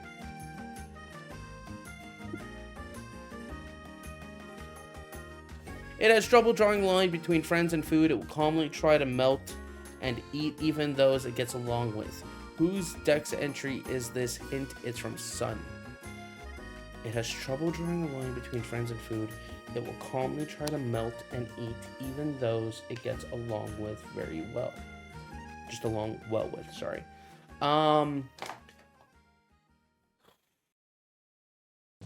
Think of like a heat more. Does that make sense? Does that make sense? Yeah, I'm thinking heat more. It kind of screams out somebody that would try to melt its friends just to eat them. Question 33 is the final question of the quiz, and arguably the hardest because this Pokedex entry is super deceiving. With the description you're given, you'd think this was going to be a Fire-type Pokemon, but nope. In fact, this Sun Pokedex entry was describing Sliggoo. Rate this quiz. This question doesn't matter. Also, Just pick something. also, yeah, I know, but I'm just reading. Also, F you, Goki. I don't know what the Boulder joke is about, but something with Goki and Boulder. So, yeah, in his and Snore's Soul Link that they've been doing lately, he just wouldn't accept the fact that Boulder was good because it was paired with the Hacksters. So I've been making fun of him for not wanting to pick the Boulder for a while. And then it won him the 8th gym badge. Wow. Came in clutch. In clutch. Okay, well that's the end of the quiz. That was tough. Some of those were really tough questions. Yeah. It was a good mix. So all right. Ready for you to see some of the answers. Yeah, I'm gonna submit now, okay? Yep. Alright, let's see. Rate the quiz. Also, F you, Goki. I forgot I was supposed to make a question about Boulder, and I'm not fixing. Wait. Rate the quiz. Like, what do I mean, rate the quiz? 1 out of 5. Like, what? Is it a good quiz? But this isn't the question. This isn't a question, though. No, right? this isn't actually a question. Okay. If it's a good quiz or not, let's see. You see, if you asked it at the start of it, then I would have been more analytical about it. I'll just give it a 5. Okay. Just to make you happy. Thank you. All right, so I need to count up your points really quick. Make sure. Right. See what you got. Rate this quiz. Also, frick you, Goki. I was supposed to make a question about Boulder. I'm not fixing it now. I rate this a 5 out of 5, my friend. Thank you. Submit. All right, so now I need to figure out what your score was. Rate the quiz. Also, fuck you, Goat. I forgot. I was supposed to make a question about Boulder, and I'm not fixing it now. 5 is high, 1 is low. Or 1 is in like this is the number 1 quiz. Rate this quiz. Also, fuck you, Goki. I forgot I was supposed to make a question about Boulder, and I'm not fixing it now. I'd give this a solid 5. A nice quiz. Kept me on my toes. I do not know how I did. So, let's submit. I'll be honest, that's it for the quiz. We had our 5 contestants answer 33 questions and then rate the quiz. Overall, I think everyone did either about how I expected them to do, or in some cases they did significantly better than I expected. With that being said, I'll take this opportunity to tell you all what scores each participant got, and how they stack up against each other. To start off, I should probably let you all know that I gave 2 points for each question, so there is a reason that the scores are out of 64 and not 32. To begin, we had the lowest score on the quiz. Being at 22 out of 64, we have a player who wasn't in the video at all, Lemmy. He's another friend of ours, and he was in the Discord call with us the night that I talked about making this quiz, so he just took it for fun. That's honestly all the context you need. And last place for the people who were actually in this video, we have Nick with 26 out of 64. I'll be honest, he's the one who surprised me the most. I know Nick mainly plays Pokemon for competitive battling, but I really expected him to know certain things, and he just shocked me by having no idea what I was talking about, or he 100% knew stuff I wasn't expecting him to know. So as sad as it is to say, Nick just didn't have a shot on this quiz. In 4th place we have Snore with 32 out of 64. who's the funniest to me because he went into this quiz so confident that he'd either do the best or at the very least beat West and Goki. Then he didn't do any of it. Jokes aside, he actually did better than I expected. I obviously knew who was coming into this quiz, so I specifically made most of these questions unnecessarily difficult unless you knew specific information related to the question, so I can't be too hard on him. Overall, he did well. In third place, we have Goki with 38 out of 64. Who similarly to Snore went into this quiz with decent expectations, which to be fair he achieved. I expected Goki to do well because he actually knows more about Pokemon than I realized, but I guess I just didn't expect both how much he knows, but also just how lucky he could be with his guesses. And finally, in first place, we actually have a tie between West and Salty. A lot of the reason the questions were as difficult as they were was to counter West, and to my surprise, Salty actually stacked up the exact same, just on different questions. If anyone was going to know that you get an HM and a Giftmon from Steven, it would be West. Same with knowing what the hell the tweaking glitch is, even though he got it wrong. Sadly though, Salty knew just as much in most areas and was able to pick up on stuff like the screenshot in question 30 being from Platinum, not Diamond and Pearl. I'm not surprised in the slightest that West got a 40 out of 64, I have to admit though, I wasn't expecting to trick him on the ones that I did. On the other hand, Salty honestly shocked me with just how much he knows about these games. Now that we covered everyone's scores, I just want to say thank you to everyone who participated, and I apologize for the trauma I may have caused. This was very fun to make, and I'll definitely do more stuff like this if you guys enjoy it. This is a huge test for me because it's very different from the other stuff I've uploaded on this channel, but I'm very excited to try it out. Thank you guys for watching, and I'll see you guys in the next video. Oh, also Pancake, Salty, can we try not to make the next one take a year, please? Thanks.